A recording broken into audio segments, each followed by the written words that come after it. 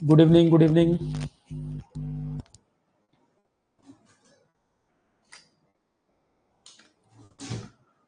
Audio video सभी को clear आ रहा है?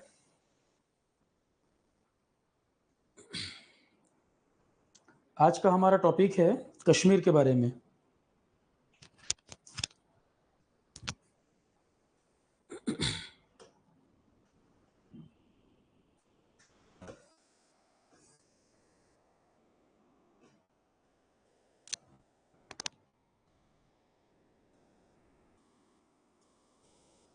ऑडियो वीडियो सभी को क्लियर है?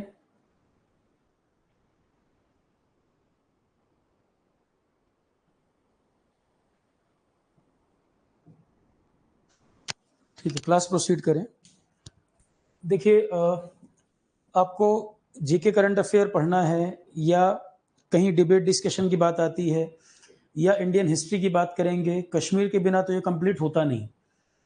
आपको आए दिन कश्मीर के बारे में कोई ना कोई न्यूज़ आएगी, तो आपको उसका बैकग्राउंड तो पता होना चाहिए। बैकग्राउंड जो है उसका, कश्मीर की जो प्रॉब्लम रही, कहाँ पर गलतियां हुई, वो सारा इन्फॉर्मेशन आपको पता होना चाहिए। उसके बाद ही आप अपना ओपिनियन बना पाएंगे। और वो भी जो पूरी बात बताई जाए वो अनबायस तरीके से होनी चाहिए। पूरी जो बात है उसमें किसी प्रकार का बायस नहीं होना चाहिए, अनबायस तरीके से बताई जाए पूरी इन्फॉर्मेशन, जिससे आप कोरिलेट कर पाएँ, अपना ओपिनियन बना पाएँ। एग्जाम के पॉइंट ऑफ व्यू से भी जरूरी है, कौन कौन से ऑपरेशन हुए, कौन से वॉर हुए, उसके पॉइंट ऑफ व्यू से भी जरूरी है। प्लस सिक्योरिटी को समझना है तो भी जरूरी है। पाकिस्तान चाइना का इशू या इंडिया का जो कंसर्न है, सेफ्टी इशू है नेबरिंग कंट्री वाला, उसको भी जानने में जरूरी है। तो पूरा बैकग्राउंड हम एक एक करके समझते जाएं। देखो, थोड़ा सा हम 1947 के पहले चलें। 1947 जब इंडिपेंडेंस मिली, उसके पहले क्या स्थिति थी? इंडिया, आज का पाकिस्तान और बांग्लादेश, ये सब एक ही कंट्री था।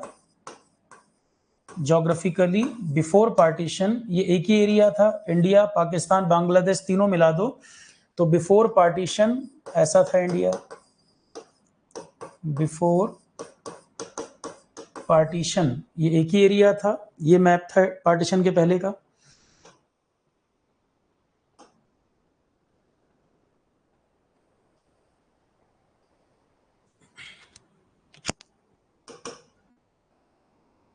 ये था पार्टीशन के पहले, ऐसे थे इंडिया बिफोर 1947।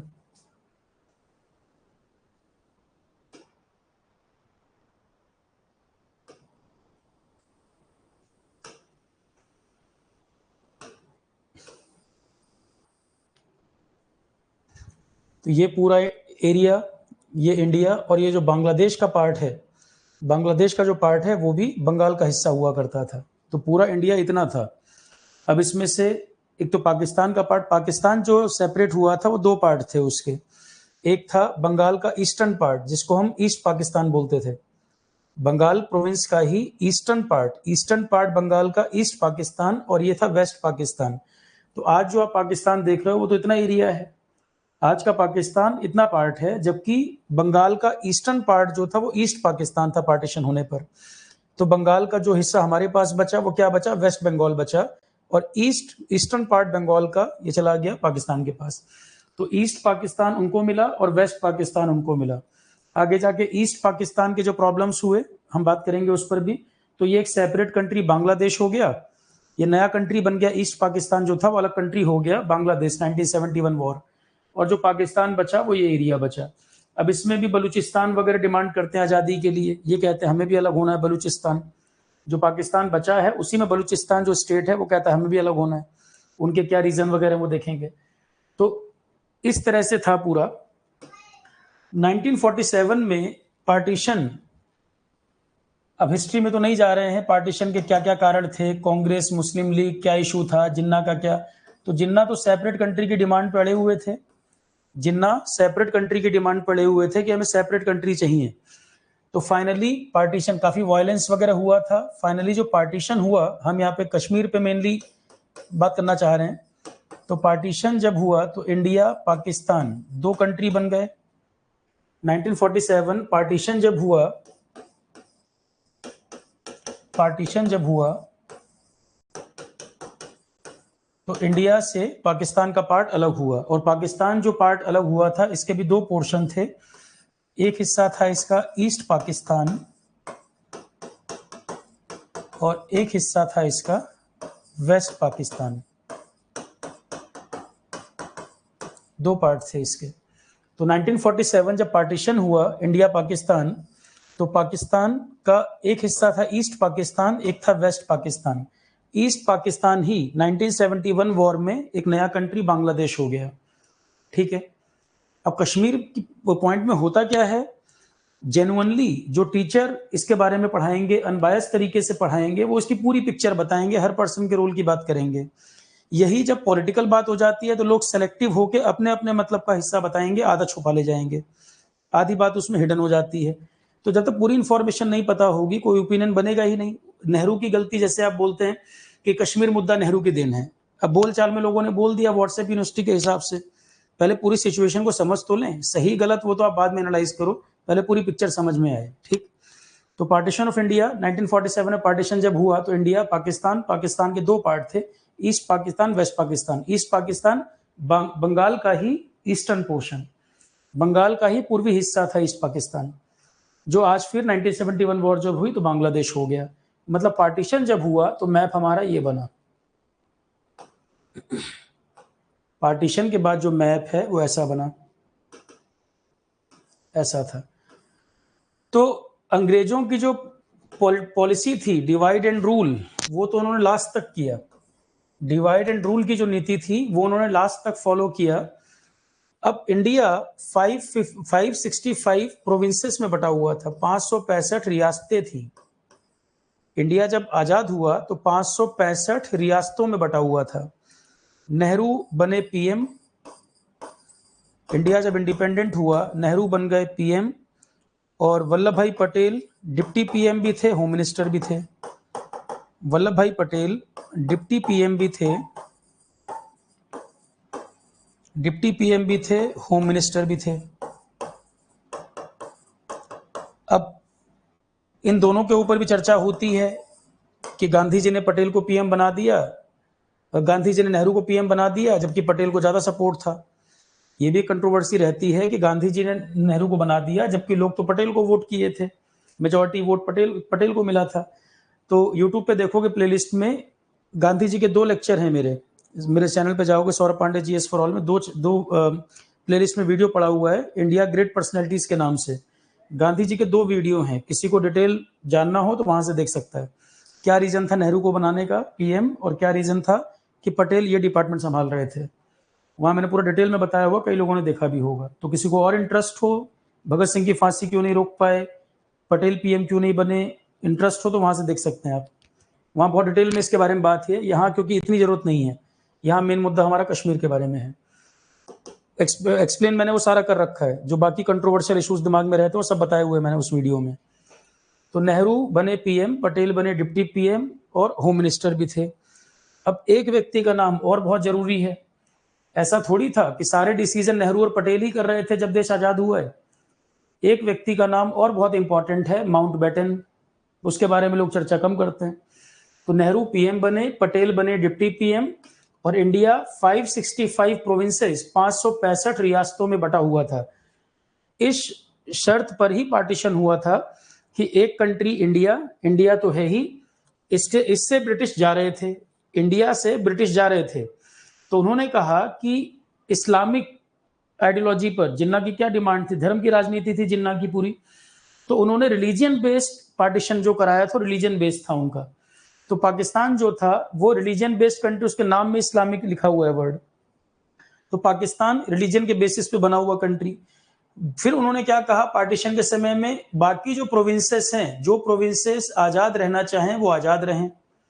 उन्होंने कहा कि जो प्रोविंसेस आजाद रहना चाहें वो आजाद रहें। जैसे कश्मीर एक अलग प्रोविंस था, राजा हरि सिंह रूल करते थे उस समय। जूनागढ़ अलग प्रोविंस थी, हैदराबाद में निजाम रूल करते थे, निजाम बहुत रिच पर्सन था उस समय। तो भोपाल था, तो कई सारे ये एरिया, ये अलग अलग रियासतें थी जो रूलर रूल करते थे, राजा रूल करते थे। तो अंग्रेजों ने तो ये फार्मूला दिया था कि भाई 2 कंट्री हो गए, इंडिया एक कंट्री है ही, इंडिया से पाकिस्तान अलग हो गया है और जो रियासतें हैं वो चाहे तो इंडिया से मिल जाए, चाहे पाकिस्तान से मिल जाए, चाहे वो आजाद रहें। ये उनको तय करना है कि उनको किसके साथ जाना है, उन पे जोर जबरदस्ती नहीं है। पॉइंट समझ आ रहा है? एक एक लाइन ध्यान से सुनना। तो पॉइंट ये रखा गया कि इंडिया तो इंडिया है ही, उससे एक हिस्सा पाकिस्तान अलग हो गया जिसके दो पोर्शन है, एक ईस्ट पाकिस्तान, एक वेस्ट पाकिस्तान, रिलीजन पे बना हुआ कंट्री। तो ईस्टर्न पाकिस्तान और वेस्टर्न पाकिस्तान ये दोनों पाकिस्तान का पोर्शन है, जो ग्रीन कलर से मैंने दिखा दिया यहाँ पे, ये दोनों पाकिस्तान का पार्ट है, बाकी इंडिया है। और बाकी हिस्से में भी जो रियासतें हैं, जो राजा महाराजा रूल कर रहे हैं, वो चाहें तो इंडिया से मिल जाएं, चाहे पाकिस्तान से मिल जाएं, चाहे वो इंडिपेंडेंट रहें। ये उनकी कॉल होगी, उनको क्या करना है। ठीक। और बिल्कुल शुरुआत की ही बात है, 1947 की ही बात है। वल्लभ भाई पटेल की सबसे बड़ी रिस्पॉन्सिबिलिटी क्या थी? पहले इंडिया को इंडिया तो बनाओ, 565 प्रोविंसेस में बटा हुआ था, पहले इसको इंडिया तो बनाया जाए। एक डॉक्यूमेंट हुआ करता था, इंस्ट्रूमेंट ऑफ एक्सेशन। ये डॉक्यूमेंट था इंस्ट्रूमेंट ऑफ एक्सेशन। इस डॉक्यूमेंट को साइन करके वो जो राजा महाराजा होते थे खुद को इंडिया के साथ जोड़ लेते थे। इंस्ट्रूमेंट ऑफ एक्सेशन वो डॉक्यूमेंट था जिस डॉक्यूमेंट को साइन करके वो जो राजा महाराजा प्रोविंसेस हुआ करती थी वो खुद को इंडिया में शामिल करते थे। ये डॉक्यूमेंट का नाम था। इसको साइन करना होता था, इंडिया में शामिल होना है, ये साइन होता था। तो कुछ लोग अपने आप से साइन किए, कुछ जबरदस्ती साइन किए, कहीं पर सेना भेज के साइन कराना पड़ा। जैसे मैं आपको एग्जांपल बताऊं, हैदराबाद का निजाम वो नहीं चाहता था इंस्ट्रूमेंट ऑफ एक्सेशन को साइन करना। 1948 में ऑपरेशन पोलो चलाया गया। अब ये जीके का क्वेश्चन हो गया। 1948 में ऑपरेशन पोलो चलाया गया, सेना भेजी गई और हैदराबाद को भारत में शामिल किया गया। तो सबके लिए अलग अलग तरीके अपनाए गए। वल्लभ भाई पटेल का जो मेन क्रेडिट जाता है उसी के लिए। तो ऑपरेशन पोलो 1948 ऑपरेशन पोलो। और गांधी जी की जो चॉइस थी, नेहरू पीएम और पटेल डिप्टी पीएम और होम मिनिस्टर। तो गांधी जी का ऐसा नहीं है कि पटेल उनके लिए प्रिय नहीं थे, पटेल भी उनके इतने ही क्लोज थे। पटेल गांधी जी के बहुत क्लोज थे, नेहरू भी क्लोज थे। पर गांधी जी को यह पता था कि इंटरनेशनल जो इश्यूज हैं, फॉरेन अफेयर्स के जो मामले हैं, उसमें नेहरू की समझ ज्यादा है विदेशी मामलों में, और इंटरनल मामलों में पटेल की पकड़ बहुत जबरदस्त है। पटेल को इंटरनल सपोर्ट देश में बहुत जबरदस्त है। तो उनको यह पता था कि दोनों का अपना अपना रोल है, दोनों ही इंपॉर्टेंट है। इंडियन टीम में कैप्टन और कोई सचिन तेंदुलकर अगर खेल रहे हैं तो सचिन तेंदुलकर का रोल कैप्टन से कम नहीं है। पर हर किसी की अपना एक स्किल है, हर किसी की अपनी एक अप्रोच है, उनको वो पता था। और गांधी खुद कहते थे कि एक बैलगाड़ी के दो बैल हैं, नेहरू और पटेल, जो दोनों देश को चलाने के लिए जरूरी हैं। एक भी अगर अपने रास्ते से हट गया तो देश नहीं चल पाएगा। और ऐसा देश जहां गरीबी, भुखमरी, इतनी समस्याएं थी, जस्ट अभी गुलामी से निकला, उसका पीएम बनना कोई बहुत ज्यादा लग्जरी लाइफ जीने की बात नहीं थी। आप ऐसे देश का पीएम बनने जा रहे थे, वो बहुत चैलेंजिंग पोजीशन थी। आज देश का पीएम बनना और उस समय पीएम बनना, दोनों में जमीन आसमान का अंतर है। एक ऐसा देश जो गरीबी, भुखमरी, इतनी परेशानी जहां थी, गुलामी से निकला, चैलेंजेस दुनिया भर के थे, उसका पीएम नेहरू के लिए बनना वो आसान काम नहीं था। पटेल का काम इंटरनली, और पटेल ने बखूबी निभाया, क्योंकि एक ही व्यक्ति को सारी जिम्मेदारी नहीं दे सकते। जिसको पीएम बनाया है वो फॉरेन अफेयर्स के मामलों को ठीक करे, क्योंकि पावर का ट्रांसफर होना था अंग्रेजों से। और नेहरू का उस तरह का जो माइंडसेट है अंग्रेजों वाला, वो उनके ज्यादा क्लोज था। अंग्रेजों में नेहरू की जो पकड़ थी वो ज्यादा अच्छी थी, ज्यादा अच्छी यारी दोस्ती थी, वो अपनी बात को मनवा भी लेते थे। तो फॉरेन मामलों में नेहरू की पहुंच, नेहरू का जो रिकॉग्निशन है दुनिया में, वो ज्यादा था। पटेल का इंटरनल जो पोर्शन बहुत स्ट्रॉन्ग था, अंदर पटेल को सपोर्ट बहुत ज्यादा था। जब वोटिंग भी हुई थी तो मेजोरिटी वोट पटेल को ही मिले थे पीएम बनने के लिए। पर गांधी जी का था कि विदेशी मामले, विदेशियों से डील करने में नेहरू, और इंटरनल मामलों में पटेल डील करें। ठीक है। वो किस तरह से लोग व्हाट्सएप पे दिखाते हैं, क्या बताते हैं, मैं उसमें नहीं जा रहा हूं। गांधी जी का जो पॉइंट है मैं आपको वो बताया। 1948 ऑपरेशन पोलो, इसी ऑपरेशन के द्वारा हैदराबाद को भारत में जोड़ा गया था। तो जो और जीके के क्वेश्चन साइड में है वो देखते चलो। Inclusion of Hyderabad into India, सेना भेजी गई थी यहां। Inclusion of Hyderabad into India,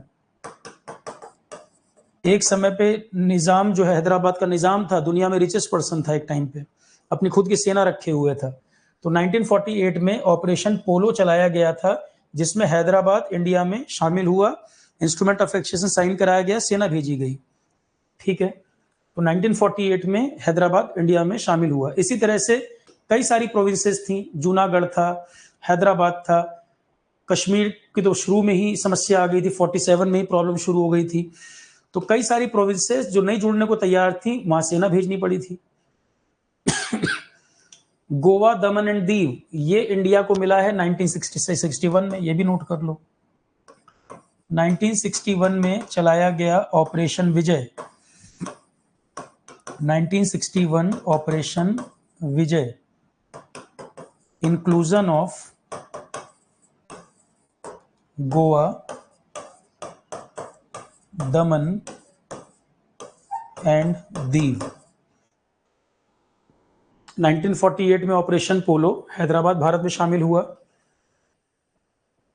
1961 operation Vijay, inclusion of Goa, Daman and Diu, Portuguese के पास था ना, गोवा, दमन एंड दीव पोर्चुगीज के कंट्रोल में था, पोर्चुगीज के कंट्रोल में था, पोर्चुगीज से इंडिया ने लिया गोवा, दमन, दीव। 1961 ऑपरेशन विजय चलाया गया। ऑपरेशन विजय का एक जगह जिक्र आप और देखोगे, करगिल वॉर में, करगिल वॉर 99 की, करगिल वॉर 1999, करगिल वॉर 26 जुलाई इंडिया वॉर जीता। तो इस डेट को क्या मनाते हैं? विजय दिवस। इस डेट को मनाते हैं विजय दिवस। तो 1948 ऑपरेशन पोलो, 1961 ऑपरेशन विजय, गोवा, दमन, दीव को लिया गया, इंडिया में शामिल किया गया, ये 1961 की बात। 99 में करगिल वॉर, इंडिया पाकिस्तान, 26 जुलाई को विजय दिवस, करगिल वॉर जो जीता इंडिया, विजय दिवस। करगिल वॉर में आर्मी का जो ऑपरेशन चला था, करगिल वॉर में आर्मी ने जो ऑपरेशन चलाया था उसका क्या नाम था, और एयरफोर्स ने जो ऑपरेशन चलाया था उसका क्या नाम था, ये क्वेश्चन आता है। आर्मी वाले ऑपरेशन का नाम यहां पर भी ऑपरेशन विजय, आर्मी का जो ऑपरेशन था ऑपरेशन विजय था, और एयरफोर्स ने जो ऑपरेशन चलाया था वो था ऑपरेशन सफेद सागर, ऑपरेशन सफेद सागर ये था। तो करगिल वॉर में ये 26 जुलाई को इंडिया जीता, विजय दिवस। आर्मी ऑपरेशन ऑपरेशन विजय नाम था, एयरफोर्स वाले का ऑपरेशन ऑपरेशन सफेद सागर। ये कुछ जनरल क्वेश्चन है, ये नोट कर लो। ऑपरेशन पवन, इंडिया ने सेना भेजी थी श्रीलंका में लिट्टे के खिलाफ, वो आगे बता दूंगा, पहले कश्मीर के बारे में बात करें, कुछ जनरल पॉइंट नोट करो फिर हम आगे देखते हैं। लिट्टे आतंकवादी संगठन था, प्रभाकरन उसका चीफ था, लिबरेशन टाइगर तमिल इलम। तो श्रीलंका के सपोर्ट में इंडियन आर्मी भेजी गई थी, और हालत खराब हो गई थी वहां जंगलों में युद्ध लड़ने में, क्योंकि वो लोग उसके एक्सपर्ट थे, फॉरेस्ट एरिया में लड़ने के वो एक्सपर्ट थे लिट्टे, और आर्मी को बड़ी दिक्कत आई थी उस ऑपरेशन में। ऑपरेशन पवन 1987 राजीव गांधी के समय में। और अगले ही साल मालदीव में भी इंडिया ने सेना भेजी थी, ऑपरेशन कैक्टस चलाया था वहां, उनका एयरपोर्ट वगैरह सब कब्जा हो गया था मालदीव में, तो वहां सरकार के सपोर्ट में ऑपरेशन चलाया था, उसका नाम था ऑपरेशन कैक्टस। चलो दोनों के नाम ही लिखने, नाम मैं लिख देता हूं यहीं पर, दोनों ऑपरेशन के नाम मैं लिख देता हूं, ऑपरेशन पवन, ऑपरेशन कैक्टस। राजीव गांधी के समय चले थे दोनों। ऑपरेशन पवन श्रीलंका में लिट्टे के अगेंस्ट, और 1988 में मालदीव्स ऑपरेशन कैक्टस था उसका नाम। 1987 ऑपरेशन पवन, 1987 ऑपरेशन पवन ये चला था Indian army operation in Sri Lanka against LTTE. LTTE क्या था? वहां का मिलिटेंट ग्रुप था, इसका नाम था लिबरेशन टाइगर तमिल इलम। तो लिट्टे के खिलाफ क्योंकि इंडिया ने सेना भेजी थी, इसीलिए हमारे यहां भी तमिलियन लोग नाराज हुए, क्योंकि लिट्टे जो था वो तमिलियन ग्रुप था, राजीव गांधी की बाद में हत्या भी हुई, ठीक है। तो लिट्टे लिबरेशन टाइगर तमिल इलम,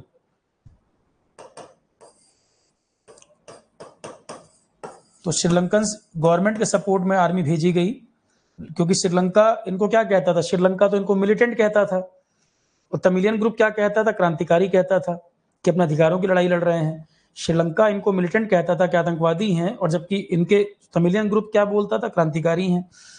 तो इस पे भी कंट्रोवर्सी रहती है। लिबरेशन टाइगर तमिल इलम। और इंडियन गवर्नमेंट ने श्रीलंकन गवर्नमेंट के सपोर्ट में सेना भेजी लिट्टे के अगेंस्ट। तो यहाँ पर भी तमिलियन लोग नाराज हुए और लिट्टे तो जान का दुश्मन हो गया राजीव गांधी के।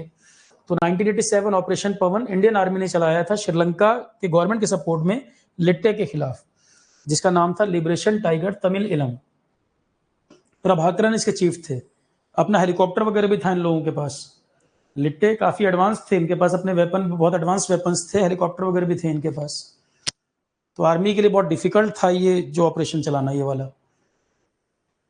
1988 operation cactus. 1988 operation cactus. Operation cactus 1988 ये इंडियन आर्मी का ऑपरेशन था मालदीव सरकार के सपोर्ट में। इंडियन आर्मीज ऑपरेशन इन मालदीव्स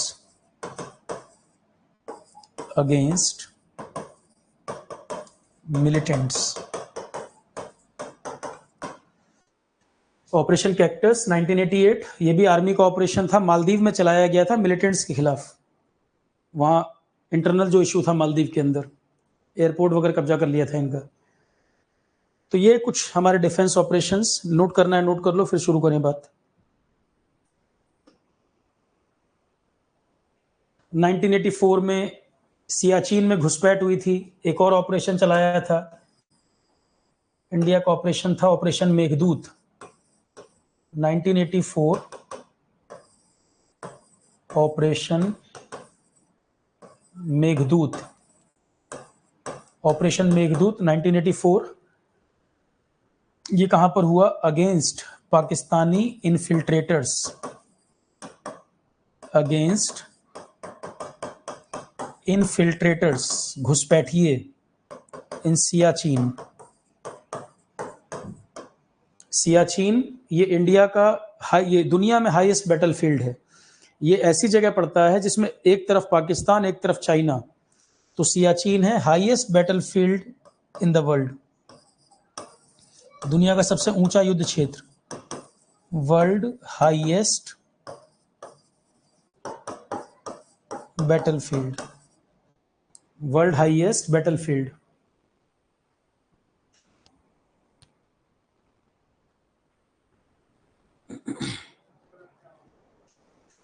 तो ऑपरेशन मेघदूत ये इंडिया ने चलाया था सियाचिन में घुसपैठ के खिलाफ। Operation Meghdoot world highest battlefield Siachen, यहां पे चलाया गया था। सियाचिन है कहां पे? इंडिया का मैप देखोगे इधर बीचों बीच, यहां पर एक तरफ पाकिस्तान एक तरफ चाइना।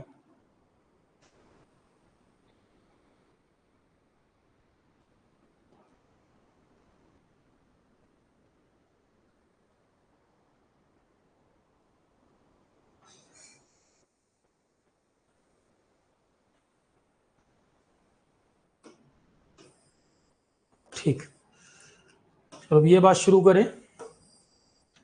तो ये कुछ इंडिया जब इंडिपेंडेंट हुआ, आजाद हुआ, तो नेहरू बने पीएम, पटेल बने डिप्टी पीएम और होम मिनिस्टर। 565 प्रोविंसेस में बटा हुआ था देश। पटेल की पहली जिम्मेदारी कंट्री को कंट्री बनाया जाए, पहले तो देश को देश तो बनाए। माउंटबेटन जो था, इसका रोल बड़ा इंपॉर्टेंट है। माउंटबेटन का रोल बहुत इंपॉर्टेंट है, जो भी आप कश्मीर के बारे में बात कर रहे हैं। माउंटबेटन ये था ब्रिटिश इंडिया का लास्ट गवर्नर जनरल, और जब इंडिया इंडिपेंडेंट हुआ है तो उसका पहला गवर्नर जनरल भी यही था। ये यही रुका था इंडिया में। जब इंडिया आजाद हुआ है, कई सारे ब्रिटिश ऑफिसर्स डिफेंस में, कई सारे ऑफिसर्स, ब्रिटिश ऑफिसर्स सेना के यहाँ पर थे। माउंटबेटन भी यहीं पर था, ओकिन लेक था। तो कई सारे ब्रिटिश ऑफिसर्स सेना में थे, इंडिया में भी पाकिस्तान में भी, वो नहीं चले गए थे। माउंटबेटन भी यहीं था और डिफेंस के ऑफिसर्स वगैरह कई सारे यहीं पर थे। तो माउंटबेटन था last governor general of British India. Last governor general of British India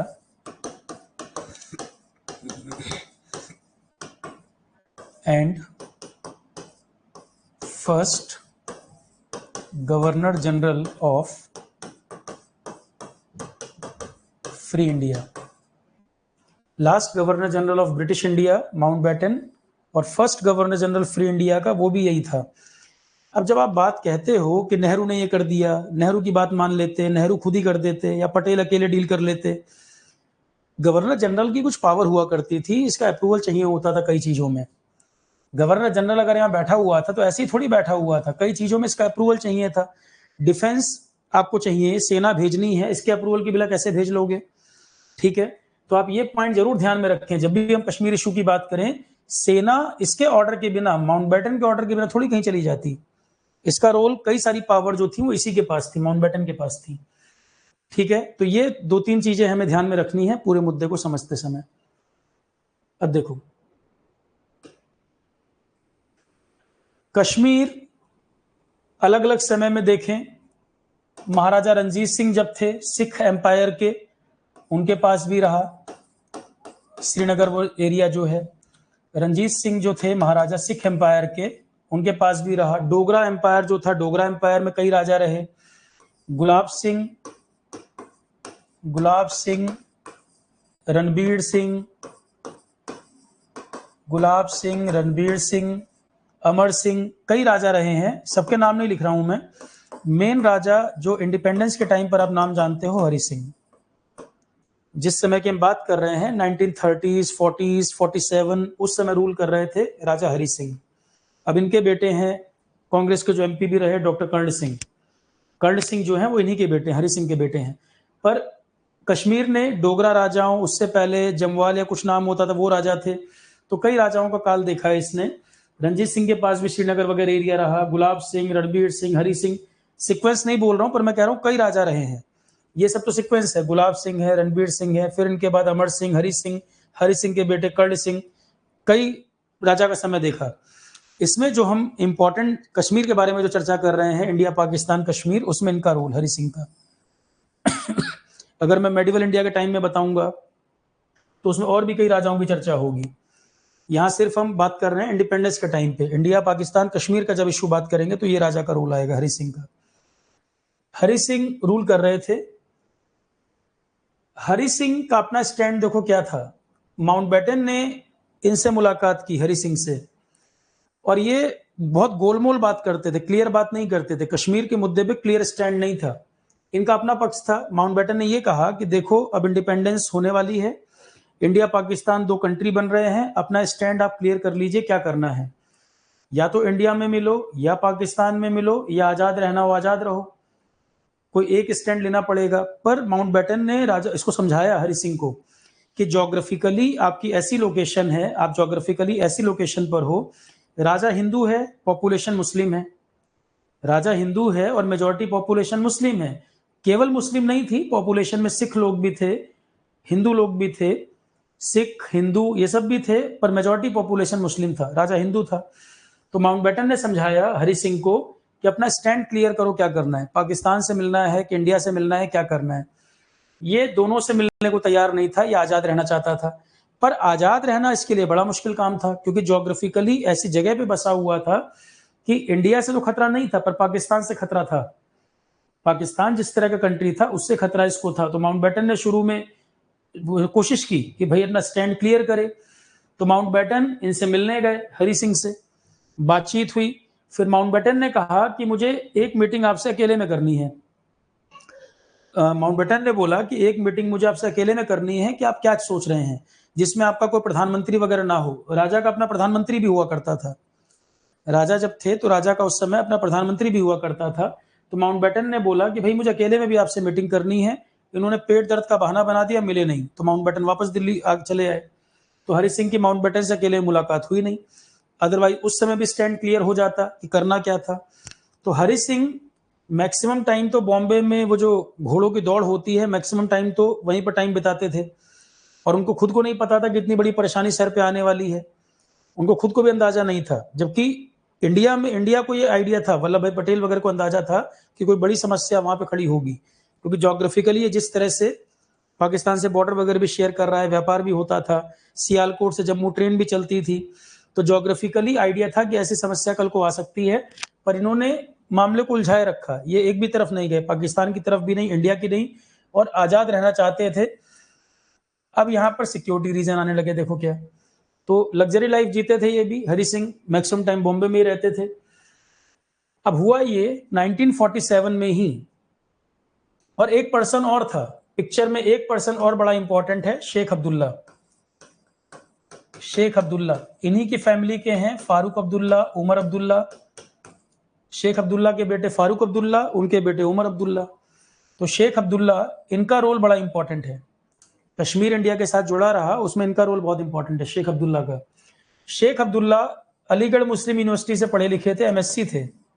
इनका क्या कंसर्न था, कैसे ये पॉलिटिक्स में आ गए, एमएससी थे अलीगढ़ मुस्लिम यूनिवर्सिटी से, और कश्मीर में इनको जॉब ही नहीं मिली।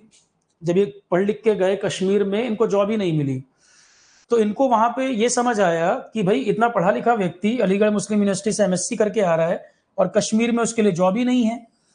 तो इन्होंने क्या किया कि जो कश्मीर की मुस्लिम पॉपुलेशन है, कश्मीर की जो मुस्लिम पॉपुलेशन है, उनके लिए इन्होंने आवाज उठाना शुरू किया। इनको ये ऑब्जर्वेशन हुआ कश्मीर के बारे में, इनका अपना ये ओपिनियन बना कि मैं एमएससी करके अलीगढ़ मुस्लिम यूनिवर्सिटी से आ रहा हूं और मेरे लिए कोई जॉब नहीं है, इसका मतलब राजा हिंदू है, कहीं ना कहीं वो अपने ही लोगों को सपोर्ट कर रहा है जॉब में, और जो मतलब मुस्लिम कम्युनिटी वगैरह में जो लोग हैं उनको उतना बेनिफिट नहीं मिल पा रहा। मतलब राजा हिंदू है और कहीं ना कहीं हिंदू लोगों को ज्यादा सपोर्ट मिल रही है, पर ईसाई लोग जो हैं या सिख लोग जो हैं या मुस्लिम लोग जो हैं उनको उतना बेनिफिट नहीं मिल पा रहा, उसमें भी मुस्लिम आबादी अच्छी खासी है। तो शेख अब्दुल्ला ने इस मुद्दे को उठा लिया, राजा के अगेंस्ट में इसी मुद्दे को उठा लिया कि हरि सिंह जो है वो हिंदू रूलर हैं और हिंदू ही लोगों को सपोर्ट मिल रही है, गवर्नमेंट जॉब्स अगर मिल रही हैं, शेख अब्दुल्ला एमएससी करके भी इनको जॉब नहीं। तो मुस्लिम्स लोग हैं या सिख हैं, जब क्रिश्चियन है, इन्होंने इन सबको अपने साथ जोड़ना शुरू किया, इन्होंने इन सबको अपने साथ जोड़ना शुरू किया, और इन्होंने एक पार्टी बनाई थी, वही पार्टी बाद में नेशनल कॉन्फ्रेंस का नाम पड़ गया था। बिल्कुल बिगिनिंग में नाम कुछ और था इसका, बाद में इसका नाम हो गया था नेशनल कॉन्फ्रेंस। अब आप तुरंत ही इस बात पे मत चले जाना कि शेख अब्दुल्ला खाली मुस्लिम सिख पॉलिटिक्स कर रहे थे, नहीं, अभी आपको पूरा पॉइंट समझ आएगा इसमें। तो शेख अब्दुल्ला और नेहरू दोनों अच्छे दोस्त थे। दोनों की दोस्ती का एक सबसे इंपॉर्टेंट पॉइंट है, शेख अब्दुल्ला एक तो सेकुलर माइंडसेट के थे, दूसरा सोशलिस्ट विचारधारा, समाजवादी विचारधारा, और यही नेहरू थे। इसलिए दोनों की दोस्ती थी। शेख अब्दुल्ला और नेहरू की फ्रेंडशिप का रीजन ही यही था, यही चीज। शेख अब्दुल्ला सेकुलर माइंडसेट के और सोशलिस्ट नेता थे, और नेहरू भी इसी विचारधारा के थे, इसलिए दोनों की दोस्ती थी, नेहरू की भी और इनकी भी। ठीक है, कश्मीर पॉलिसी फेल्योर जो रहा है वो बाद में गवर्नमेंट की एक बड़ी जिम्मेदारी रही है। एक अच्छी तरीके से कश्मीर को हैंडल किया जा सकता था, जो प्रॉब्लम हुई वो कहीं ना कहीं बाद की सरकारों की देन थी कि उन्होंने एड्रेस नहीं किया इश्यूज को। ठीक, जब प्रॉब्लम ज्यादा बढ़ गई तब समझ आया कि अब चीज हाथ से निकल रही है। तो शेख अब्दुल्ला सेकुलर सोशलिस्ट नेता थे, नेहरू भी इसी विचारधारा के थे, दोनों की दोस्ती थी। तो मैंने बताया नेशनल कॉन्फ्रेंस एक पार्टी उन्होंने बनाई थी, बाद में उसी का नाम नेशनल कॉन्फ्रेंस हो गया था। तो शेख अब्दुल्ला ने राजा का विरोध कर दिया, इन्होंने राजा का विरोध किया शेख अब्दुल्ला ने। अब मुस्लिम लोग, सिख लोग या क्रिश्चियन लोग इनके साथ सपोर्ट में आ गए और बहुत बड़े नेता बन गए। शेख अब्दुल्ला काफी बड़े नेता थे वहां पर। 1946 में राजा ने कर लिया शेख अब्दुल्ला को अरेस्ट। राजा के विरोध में इन्होंने स्टेटमेंट वगैरह दिए थे, विरोध किया था, एक मूवमेंट वगैरह को चला दिया था, कश्मीर छोड़ो करके आंदोलन चला दिया था, एक कश्मीर छोड़ो करके एक आंदोलन चला दिया था, जिसके बाद राजा ने कर लिया इनको अरेस्ट, शेख अब्दुल्ला को। 1946 में 1946 शेख अब्दुल्ला अरेस्टेड। 1946 में शेख अब्दुल्ला अरेस्ट हो गए, और नेहरू के सपोर्ट से सितंबर 1947, जब नेहरू ने दबाव डाला राजा के ऊपर, सितंबर 1947 में ये रिलीज हुए, जेल से इनको छोड़ा गया। तो 1946 में अरेस्ट हुए थे, सितंबर 1947 के अराउंड इनको रिलीज किया गया, जेल से निकाला गया नेहरू के सपोर्ट, नेहरू के कहने पर राजा ने रिलीज किया, नेहरू के दबाव में, क्योंकि नेहरू से दोस्ती थी इनकी। दो चार एस्पेक्ट समझ आ रहे होंगे। तो शेख अब्दुल्ला पढ़े लिखे व्यक्ति थे, काफी मास उनको पसंद करता था, क्योंकि सेकुलर आइडियोलॉजी के थे, सेकुलर आइडियोलॉजी के थे। क्योंकि राजा का विरोध किया था हरि सिंह का, उनको डाल दिया जेल में। फिर अगले साल नेहरू के दबाव डालने पर इनको छोड़ा गया, शेख अब्दुल्ला बाहर आ गए। दूसरी तरफ घटना क्या घटी, अब एक घटना घटी, पाकिस्तान ने कर दिया यहां पे अटैक। उसने कहा कि कबीले वाले हैं जिनका अटैक है ये। तो कश्मीर के अंदर हो गया पाकिस्तान की साइड से अटैक। डेट लगभग 22 अक्टूबर के आसपास की डेट थी और 1947 की घटना है। अक्टूबर मंथ लिख देता हूं मैं, डेट 22 अक्टूबर के आसपास की थी। तो अक्टूबर 1947 में पाकिस्तान अटैक्ड कश्मीर। अटैक कैसे कर दिया, क्योंकि उस समय तक राजा इंडिया के साथ जुड़ा नहीं था, इंडिपेंडेंट था, आजाद था वो। तो पाकिस्तान ने अटैक कर दिया। तो ये अटैक इंडिया के खिलाफ तो हुआ नहीं भाई, जब पार्टीशन हुआ तो इंडिया अलग कंट्री, पाकिस्तान अलग कंट्री, और कश्मीर एक सेपरेट प्रोविंस थी, राजा रूल कर रहा था, और अंग्रेजों ने बोला था कि आप चाहो तो आजाद रहो। तो पाकिस्तान ने डायरेक्ट अटैक नहीं किया था, इसने कहा कि ट्राइबल्स ने अटैक किया है, जो कश्मीर वाले ही लोग हैं, कश्मीर वाले ही कहीं ना कहीं ये लोग हैं, इन्होंने ही अटैक किया है। तो इसने दुनिया के सामने बोला कि ये ट्राइबल्स हैं, कबाइलियों का हमला हुआ है ना। जब भी आप कभी सुनोगे तो ट्राइबल वर्ड आएगा कि ट्राइबल ने अटैक किया है, बहुत सोची समझी प्लानिंग के तहत किया था उसने। तो पाकिस्तान में ट्राइबल्स का अटैक हो गया, कश्मीर पाकिस्तान की तरफ से ट्राइबल्स ने कश्मीर पर अटैक कर दिया, ट्राइबल्स ने कश्मीर पर अटैक कर दिया। तो लॉरियों में भर के आए थे, लॉरी होती है ना मेट्रो टाइप की, लॉरीज जो होती हैं उसमें भर के आए थे और कश्मीर पे हमला हुआ। हरि सिंह उतना मजबूत राजा नहीं था, अपनी सेना थी, पर उसमें दिक्कत क्या हो गई, दो तरफ से प्रॉब्लम हुई हरि सिंह को। एक प्रॉब्लम तो ये हुई कि पाकिस्तान की तरफ से अटैक हो गया, कहने के लिए ट्राइबल्स थे, वो आजादी की लड़ाई लड़ रहे हैं बोलने के लिए। अब ये एक पर्टिकुलर, अब ये मुस्लिम कम्युनिटी थी, राजा हिंदू था, और राजा की सेना के अंदर जो मुस्लिम सोल्जर थे उन्होंने रिवोल्ट कर दिया, उन्होंने इनको सपोर्ट कर दिया। राजा के जो अपने सोल्जर्स थे उसमें से जो मुस्लिम सोल्जर्स थे उसमें से कुछ ने कर दिया विद्रोह कर दिया, और राजा की बजाय इनके साथ मिल गए। तो इनकी पावर और बढ़ गई, स्ट्रेंथ डबल हो गई इनकी। ठीक है, जो इनको टारगेट देर से अचीव करना थे जल्दी कर सकते थे।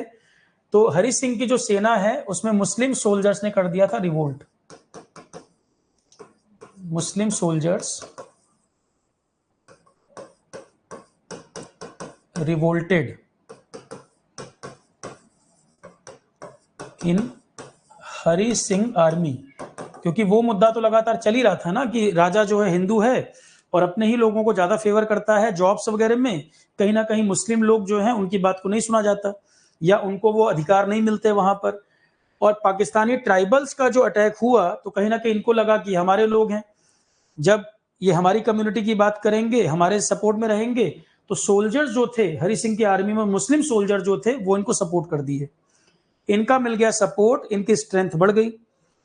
अब राजा की हालत खराब हुई, राजा कमजोर पड़ने लगा, यहां पर वो इतना पावरफुल नहीं था राजा। अब देखो इसमें मुजफ्फराबाद एक जगह है, मुजफ्फराबाद पीओके का जो एरिया है उसमें एक जगह है मुजफ्फराबाद।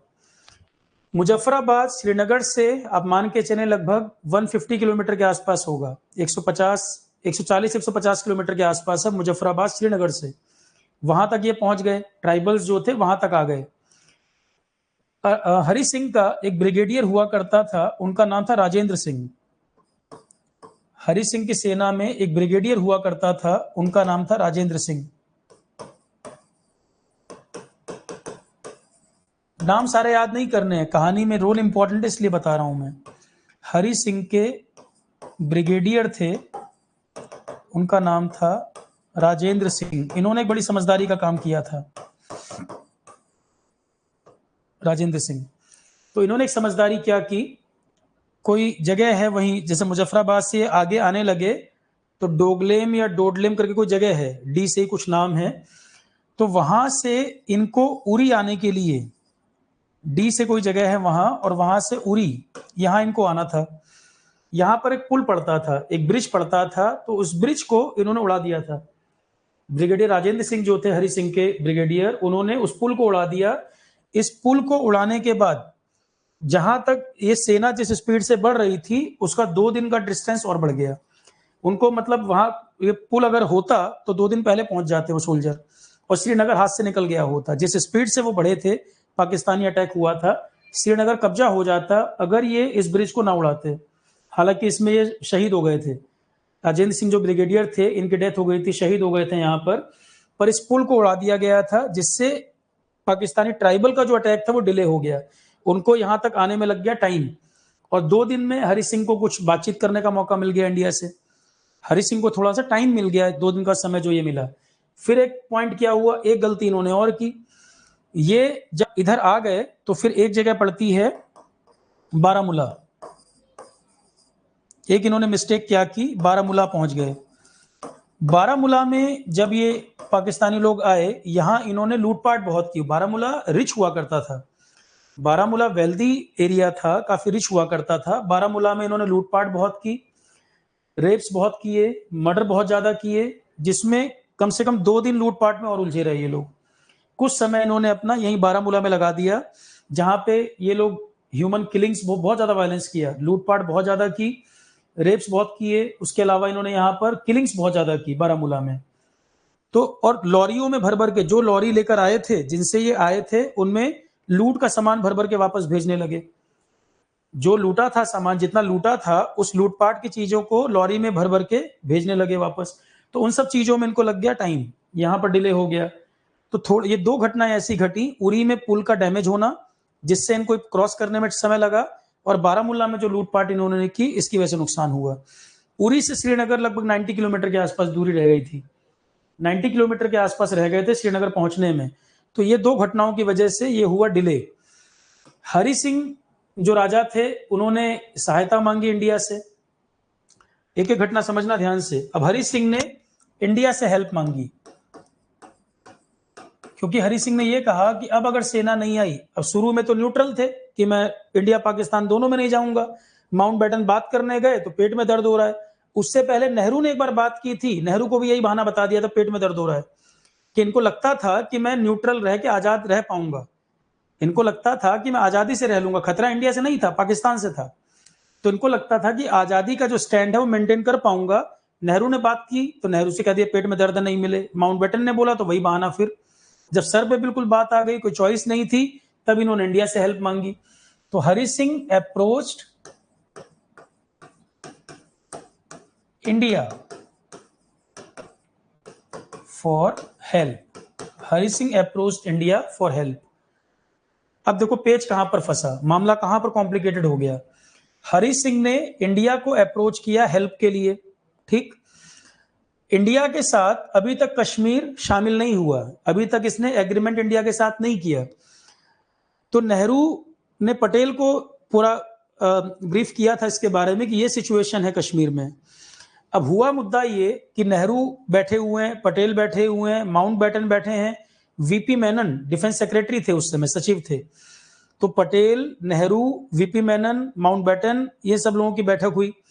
उसमें यह मुद्दा रखा गया कि भाई हरि सिंह ने हमसे हेल्प मांगी, माउंटबेटन ने कहा कि आप हम सेना किस बेसिस पे ऑर्डर करें सेना को, ये एक आजाद कश्मीर है, ये आजाद कंट्री है, अपने आप में एक आजाद कंट्री है ना, ये आपका हिस्सा है।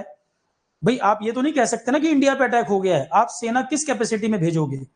माउंटबेटन ने नेहरू पटेल के सामने बात ये रखी कि हरि सिंह आपसे सहायता मांग रहे हैं, ये आपके साथ मिले नहीं है, ये आजाद कंट्री है, और पाकिस्तान भी ये नहीं कबूलेगा कि उसकी सेना ने अटैक किया है। वो तो कह रहा है ट्राइबल लोगों का इंटरनल मामला है ये। तो पाकिस्तान आज भी क्या कहता है, इंटरनल चल रहा है इशू, हम कब्जा नहीं कर रहे हैं, ओपनली थोड़ी बोलेगा। तो पाकिस्तान खुल के कहेगा नहीं कि सेना ने अटैक किया है या हमने अटैक किया है। इंडिया जानता है कि पाकिस्तान ने अटैक किया है। देखो कॉम्प्लिकेशन क्या है कि पाकिस्तान खुल के बोलेगा नहीं सेना का अटैक है, वो कह रहा है ट्राइबल का इशू है, ट्राइबल ने अटैक किया है। और कश्मीर आपका पार्ट अभी तक बना नहीं है, आपसे जुड़ा नहीं है। आप किस कैपेसिटी में सेना भेज दोगे? तो माउंटबेटन ने कहा कि हरि सिंह इंडिया के साथ एग्रीमेंट नहीं किया, ना पाकिस्तान के साथ किया, और जब ये इंडिपेंडेंट है तो वहां अटैक हो रहा है, आप सेना कैसे भेजोगे? ये तो सीधा युद्ध की बात हो जाएगी कि अभी अभी आप आजाद हुए हो, जस्ट आप इंडिपेंडेंट हुए हो, 1947 की बात है, अक्टूबर की। 15 अगस्त को इंडिपेंडेंस मिला और 2 और 3 मंथ के बाद ही अक्टूबर की ये घटना है।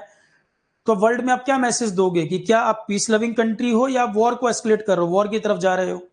ये तो सीधी वॉर की बात हो जाएगी। तो वीपी मेनन को भेजा गया, वीपी मेनन सेक्रेटरी थे उस समय। चाइना वॉर जब मैं बताऊंगा उसमें भी नाम आएगा इनका। कश्मीर वाले मुद्दे पे तो खैर इन्होंने अच्छा रोल प्ले किया था, चाइना वाले में गड़बड़ हो गई थी। चाइना वाले की कहानी मैं बताऊंगा, कल या परसों बात करेंगे। अभी फिलहाल ये देखो, कश्मीर पे अच्छा रोल प्ले किया। तो वीपी मेनन गए, वीपी मेनन जब राजा से मिले तो ये हुआ कि जो इन्फिल्ट्रेटर है, जो घुसपैठिए हैं, बहुत नजदीक आ चुके हैं। तो वीपी मेनन ने कहा कि आप तो श्रीनगर से महल छोड़ के पहले चले जाइए जम्मू। वीपी मेनन ने राजा को बोला कि इंस्टेंटली, तुरंत आप इमीडिएटली यहां से जम्मू शिफ्ट हो जाइए, क्योंकि ऐसा नहीं है कि आपको वो पकड़ लेंगे तो आपको मार देंगे। हरि सिंह को कोई मौत का डर नहीं था, हरि सिंह ने तो बल्कि वो ये कहा था कि मतलब मैं भी चल के युद्ध में मैं भी पार्टिसिपेट करूंगा और देखते हैं कि मतलब भाई बहुत होगा, शहीद हो जाएंगे। राजा का ये स्टैंड था। पर राजा के जो ये थे ब्रिगेडियर, उन्होंने भी समझाया कि वो आपको मारेंगे नहीं, वो आपको बड़ा अच्छा फेवरेबल ट्रीटमेंट देंगे, क्योंकि वो आपसे इंस्ट्रूमेंट ऑफ वो अपना पाकिस्तान में मिलाने के लिए एग्रीमेंट साइन करा लेंगे आपसे। तो राजा से कहा कि राजा ने बोला कि भाई बहुत क्या होगा, युद्ध में चल रहा हूं, मुझे मार ही देंगे, इससे ज्यादा क्या होगा? तो ब्रिगेडियर राजेंद्र सिंह जो तो बड़े समझदार व्यक्ति थे, उन्होंने कहा कि आपको मारेंगे नहीं, आपसे वो पेपर साइन करा लेंगे कि ऑफिशियली कश्मीर पाकिस्तान का पार्ट है। तो राजा युद्ध में शामिल नहीं हुए कि अगर पकड़ लेंगे तो पेपर साइन कराएंगे, ठीक है, कश्मीर जो है वो पाकिस्तान का हिस्सा हो जाएगा। तो वो युद्ध में शामिल तो नहीं। वीपी मेनन ने क्या कहा कि सोल्जर काफी नजदीक, वो जो ट्राइबल्स कबाइली हैं बड़े नजदीक आ गए हैं, ये आपको पकड़ लेंगे तो वही पेपर साइन, आप चले जाओ जम्मू। उनको जम्मू भेज दिया वहां से। अब वीपी मेनन उन्हें सोचा कि मैं एक दिन और रुक के पूरी सिचुएशन को देखूं, श्रीनगर में क्या कैसे कंट्रोल होगा, क्या करना है, एक दिन और रुक के मैं पूरा समझ लेता हूं। रात में ही इनको फोन आ गया, जबकि राजा जो जम्मू चले गए थे वो सारे व्हीकल्स तो ले गए अपने साथ, सामान वमान अपना जो स्टाफ सबको लेके चले गए, खाली एक पुरानी गाड़ी कोई पड़ी थी, जीप गाड़ी थी पुरानी। तो रातों रात फोन आया कि हालत ऐसी है कि रुक नहीं सकते, रात में इसी समय निकलना होगा। तो रात में ही वीपी मेनन अपना सूटकेस भरे, जो साथ में और 2-4 लोग थे उन सबको साथ में लिया और उसी जीप से रातों रात वापस दिल्ली पहुंचे। मतलब इतना कम गैप था। सारा जो इसमें पॉइंट है वो टाइमिंग का है, टाइमिंग का ही पॉइंट है। अगर वो पुल ब्लास्ट ना होता, बारामूला में लूटपाट ना करते, तो ये लोग श्रीनगर ऑलरेडी पहुंच चुके थे। और ये जो टाइम मिला बातचीत करने का राजा से, वो भी टाइम नहीं मिलना था, इतनी तेजी से वो लोग आगे आए थे, श्रीनगर तक कब्जा हो जाता। तो वीपी मेनन फटाफट दिल्ली आए। तो यहाँ बैठक हुई, बैठक में तय हो गया कि हरि सिंह, और हरि सिंह का प्रधानमंत्री थे, हरि सिंह के प्रधानमंत्री थे महाजन। कश्मीर राजा हुआ करता था ना, राजा का अपना प्रधानमंत्री भी हुआ करता था। तो राजा का अपना प्रधानमंत्री हुआ करता था, महाजन करके एक प्रधानमंत्री हुआ करते थे। दिल्ली में जब मीटिंग हुई तो वो भी थे। तो उन्होंने बोला कि राजा एग्री हैं इंडिया के साथ एग्रीमेंट साइन करने को। महाजन जो प्रधानमंत्री थे राजा के, तो राजा ने ये मैसेज दिया हुआ था प्रधानमंत्री को कि अब कोई चॉइस नहीं है, मैं एग्री हूं उस डॉक्यूमेंट पे साइन करने के लिए। तो माउंटबेटन, पटेल, नेहरू तीनों मीटिंग में थे। उन्होंने फिर वीपी मेनन को जम्मू भेजा। वीपी मेनन जम्मू गए, कागज लेके, राजा ने साइन किया। तो Hari Singh signed instrument of accession, Hari Singh signed instrument of accession. India के साथ ये डॉक्यूमेंट साइन हुआ। जम्मू में ही वीपी मेनन डॉक्यूमेंट लेके गए, राजा ने साइन कर दिया। राजा के पास कोई और चॉइस नहीं थी। पर राजा को डॉक्यूमेंट साइन करने के बाद भी भरोसा नहीं था कि इतने कम टाइम में सेना कैसे पहुंचेगी। श्रीनगर तक तो ये आग लगभग पहुंच गए हैं, श्रीनगर को चारों तरफ से घेर लिया था, श्रीनगर को चारों तरफ से घेर लिया था, और अब तो ये गेट पर पहुंच चुके हैं। इसको उम्मीद ही नहीं थी राजा को कि अब हम बच पाएंगे, अब तो कश्मीर चला गया हाथ से, इनको ये था। तो हरि सिंह ने अपने नौकर से कहा रात को सोते समय कि कल सुबह तक अगर तुम्हें इंडियन सेना यहां नजर नहीं आए, इंडियन आर्मी नजर नहीं आए, तो सोते में ही तुम गोली मार देना मुझे। राजा ने अपने नौकर से कहा कि सुबह तक अगर तुम्हें इंडियन आर्मी नजर नहीं आए इस क्षेत्र में तो तुम सोते में ही गोली मार देना, क्योंकि उसका मतलब ये होगा कि श्रीनगर कब्जा हो गया है, क्योंकि बिल्कुल श्रीनगर को घेर लिया चारों तरफ से, अगर आर्मी नहीं दिख रही इसका मतलब कब्जा हो गया। ठीक है, तो ये इंस्ट्रूमेंट ऑफ एक्सेशन साइन हो गया इंडिया के साथ। अब ये डॉक्यूमेंट वीपी मैनन ने इन्फॉर्म कर दिया कि राजा ने साइन कर दिया इंस्ट्रूमेंट ऑफ एक्सेशन। अब मामला क्या फंसा? अब मामला फंसा नेहरू पटेल। नेहरू पटेल थे बैठक में, माउंटबेटन तो अंग्रेज व्यक्ति है, वो इतना इमोशन क्यों दिखाएगा, माउंटबेटन था। तो पटेल ने लगभग नाराजगी भरे उसमें कहा कि अब आप सेना भेजिए, इंस्ट्रूमेंट ऑफ एक्शन साइन हो गया, कश्मीर को हमें बचाना ही होगा, कश्मीर भारत का पार्ट हो गया है, कश्मीर भारत का हिस्सा हो चुका है, आप सेना को ऑर्डर करिए और सेना जाए बचाने, लगभग नाराजगी भरे स्वर में। तो जो इनका आर्मी हेड था, माउंटबेटन के ऑर्डर पर जो सेना भेजेगा, आर्मी जनरल जो था तो माउंटबेटन के ऑर्डर के बिना भेजेगा नहीं, ब्रिटिश ऑफिसर्स वगैरह थे उसमें, तो माउंटबेटन के ऑर्डर के बिना वो नहीं जा सकता। उस आर्मी, उसने क्या कहा, जो आर्मी जिसको सेना भेजनी थी उस ऑफिसर ने क्या कहा कि इतने कम टाइम में हमारे पास रिसोर्सेज ही नहीं है कि हम भेज दें, हमारे पास रिसोर्सेज नहीं है, इतने रिसोर्सेज नहीं है कि हम इतने कम टाइम में सेना को रेडी कर पाएं और भेजें, ये बहुत खतरनाक ऑपरेशन होगा, हम तैयार नहीं है इसके लिए। उस ऑफिसर ने मना कर दिया, उस ऑफिसर ने मना कर दिया सेना भेजने से। अब सोचो, नेहरू पटेल ये डॉक्यूमेंट साइन, पहले माउंटबेटन ने क्या कहा, ये डॉक्यूमेंट साइन कराओ, डॉक्यूमेंट साइन कर दिया राजा ने, फिर कह रहे हैं टाइम ही नहीं है कि हम सेना भेज पाए, तैयारी नहीं है, रिसोर्सेज हम नहीं कर पाए, हमारे पास है, तो रिसोर्सेज नहीं है तो क्या करें। तो फिर फाइनली नेहरू पीएम थे भाई, पटेल ने लगभग नाराजगी में बोला, नेहरू ने और उस बात पे जोर दे दिया। अब नेहरू को आप क्रिटिसाइज तो करते हो कई बार फालतू बातों में, पर आप यहां पर स्टैंड नेहरू का देखिए, नेहरू ने बहुत क्लियर शब्दों में, कड़े शब्दों में, और माउंटबेटन से दोस्ती थी नेहरू की, नेहरू के माउंटबेटन से अच्छे रिलेशन थे, तो नेहरू ने लगभग और पटेल की बात में हाँ में हाँ मिलाते और नाराजगी भरे शब्द में कहा कि अगर आप सेना नहीं भेज रहे हो तो ये पूरी जिम्मेदारी आपकी बनेगी कि अभी श्रीनगर, कश्मीर में दंगे होंगे, कश्मीर में दंगे होंगे, धीरे धीरे वो मैसेज जाएगा तो फिर जम्मू तक फैलेगा और उसके बाद पूरे देश में दंगे होंगे, पूरे देश में दंगे होंगे। और आप जो इंडिया पाकिस्तान डायरेक्ट कन्फ्रंटेशन आप सोच रहे हो, सेना आमने सामने नहीं आए, इतना बड़ा नरसंहार होगा, उसकी जिम्मेदारी किसकी? तो बेहतर है इसको यहीं तक रोक दिया जाए, आप सेना भेजिए। तो माउंटबेटन पे काफी दबाव डाला नेहरू, पटेल ने तो बोला, नेहरू ने और जोर शोर से बात रखी, तो कोई चॉइस नहीं थी। और जो जनरल था माउंटबेटन ने ऑर्डर दिया उसको कि किसी मतलब कोई एक मिनट भी वेस्ट किए हुए सेना भेजी जाए, और पटेल ने बोला कि सुबह तक सारा सामान वामान सब लोड हो जाएगा, तुम बस तैयारी करो, सुबह तक सारी तैयारी पूरी होके और सेना को भेजो। एयरफोर्स के तीन प्लेन थे, कोई बहुत ज्यादा एयरक्राफ्ट वगैरह थे नहीं उस समय, 3 प्लेन थे एयरफोर्स के और कुछ थे सिविलियन, 3 एयरफोर्स के प्लेन थे और कुछ सिविलियन प्लेन थे, उसको लेकर भेजा गया और भगाना शुरू किया इनको। कबायली जो थे, कबायली क्या थे, वो बेसिकली पाकिस्तानी सोल्जर थे कबायली के भेष में, क्योंकि जो वेपन्स लेकर वो लोग वॉर कर रहे थे, युद्ध में आए थे, सपोर्ट तो पाकिस्तानी सोल्जर्स का ही था, नाम के लिए कबायली कबायली वो पाकिस्तान चिल्ला रहा था कि ताकि ये ना एक्सपोज हो जाए कि पाकिस्तान ने अटैक किया है। ठीक, तो सेना भेजी गई, अब सेना ने उनको भगाना शुरू किया। माउंटबेटन ने एक प्रस्ताव रख दिया, यहां पर एक पॉइंट जो समझने वाला है वो ये है, माउंटबेटन ने कहा कि ये डॉक्यूमेंट साइन तो हो गया है, राजा हरि सिंह ने साइन कर दिया इंस्ट्रूमेंट ऑफ एक्सेशन, पर जो सिचुएशन है, इस सिचुएशन के हिसाब से तो वो दबाव में साइन कर रहा है, ये इंश्योर करना जरूरी है। अब सुनो ध्यान से, जो नेहरू की गलती आप बोलते हैं वो यहां पर ध्यान से सुनना जरूरी है।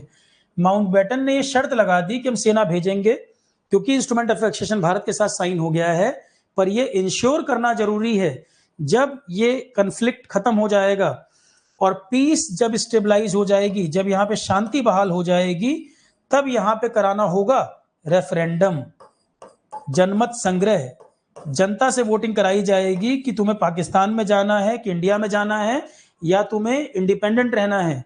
ये माउंटबेटन ने कंडीशन लगाई थी इनके सामने, जिसका विरोध नेहरू पटेल दोनों नहीं कर पाए क्योंकि टाइम ही नहीं था। माउंटबेटन सेना भेजने के लिए उसने ये नियम रख दिया कि आप ये शर्त रखिए, ये चीज आप मानिए, और इसका दोनों विरोध नहीं कर पाए क्योंकि कंडीशन लगाने का मौका नहीं था वहां पर। तो इसने कहा कि जब यहाँ पीस स्टेबलाइज हो जाएगी, आज ये एग्रीमेंट आपके साथ कर दिया है, कंडीशन सिचुएशन ऐसी है राजा के सामने, और पाकिस्तान खुल के कह नहीं रहा कि मैंने अटैक किया है, वो कबाइली कबाइली कह रहा है। तो कल को ये इशू ना बने या हम पे बात ना आए, तो जब वहां पीस स्टेबलाइज हो जाएगी, शांति बहाल हो जाएगी, तो वहां रेफरेंडम होगा, जनमत संग्रह होगा, जिसका नेहरू पटेल दोनों विरोध नहीं कर पाए क्योंकि समय ही नहीं था, सेना भेजनी थी, नहीं तो कश्मीर हाथ से निकल गया होता। ठीक, यहां तक ये बात कही गई, दोनों ने कोई विरोध नहीं किया, सेना भेज दी। सेना भेज दी, कबाइलियों को भगाना शुरू किया, कबाइलियों को भगाना शुरू कर दिया गया।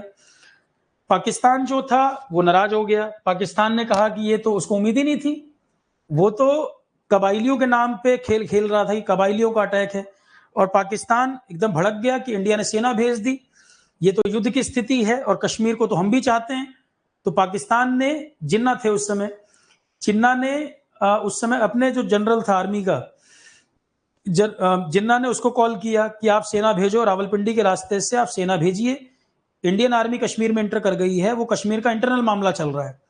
खुल के नहीं बोला कि कबाइली वाला अटैक हमने करवाया है, उसने बोला कि इंडियन आर्मी का कश्मीर में क्या काम है, कश्मीर तो न्यूट्रल है, वो आजाद रहना चाहता है, यही तय हुआ था, इंडियन आर्मी कैसे पहुंच गई। तो जिन्ना ने अपने जो आर्मी को वहां पर डील कर रहा था उस ऑफिसर को बोला कि आप रावलपिंडी के रास्ते से सेना भेजिए, जल्दी पहुंच जाएगी। उस ऑफिसर ने मना कर दिया। उस ऑफिसर ने क्या कहा, जिन्ना के ऑर्डर को मना कर दिया।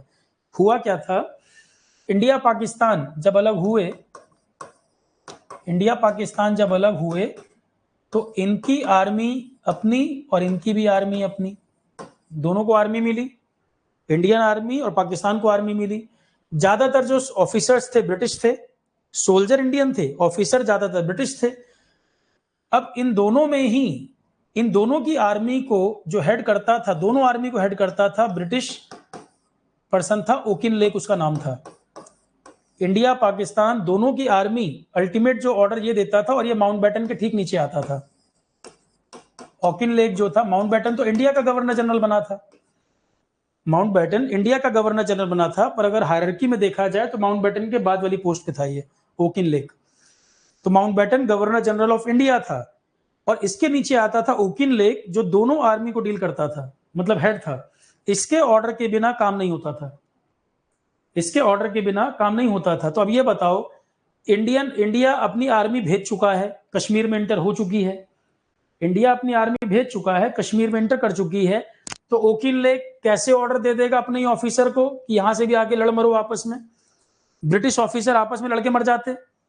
तो ओकिन लेक ने जिन्ना के ऑर्डर नहीं माने, मना कर दिया कि वहां पर इंडियन आर्मी एंटर कर चुकी है, वो कबाइली जो अटैक हुआ है उसको हटा रहे हैं, और राजा का एग्रीमेंट इंडिया के साथ हुआ है।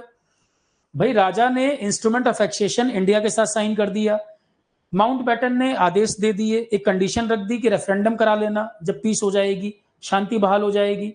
तो जब इंस्ट्रूमेंट ऑफ एक्सेशन इंडिया के साथ हो गया, इंडिया ने रेफरेंडम वाले पे कोई प्रोटेस्ट नहीं किया, कोई विरोध नहीं किया, माउंटबेटन एग्री कर गया। तो माउंटबेटन के आदेश के बाद सेना भेजी गई। तो वो तो ओकिन लेक की जानकारी में था ना।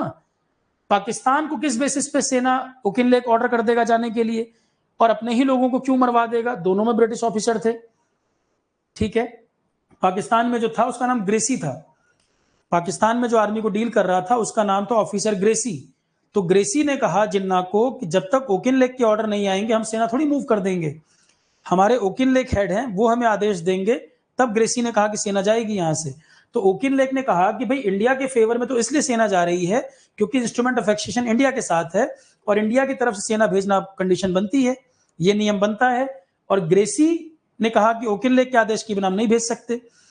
तो ओकिन लेक ने कहा भाई क्यों भेजेंगे, हमारे ही ऑफिसर मर जाएंगे आपस में, और पाकिस्तान को युद्ध में का क्या मतलब, इंस्ट्रूमेंट ऑफ एक्सेशन तुम्हारे साथ तो है नहीं, तुम्हारे साथ तो डॉक्यूमेंट नहीं साइन किया है ना, तो तुम क्यों उसमें परेशान हो रहे हो।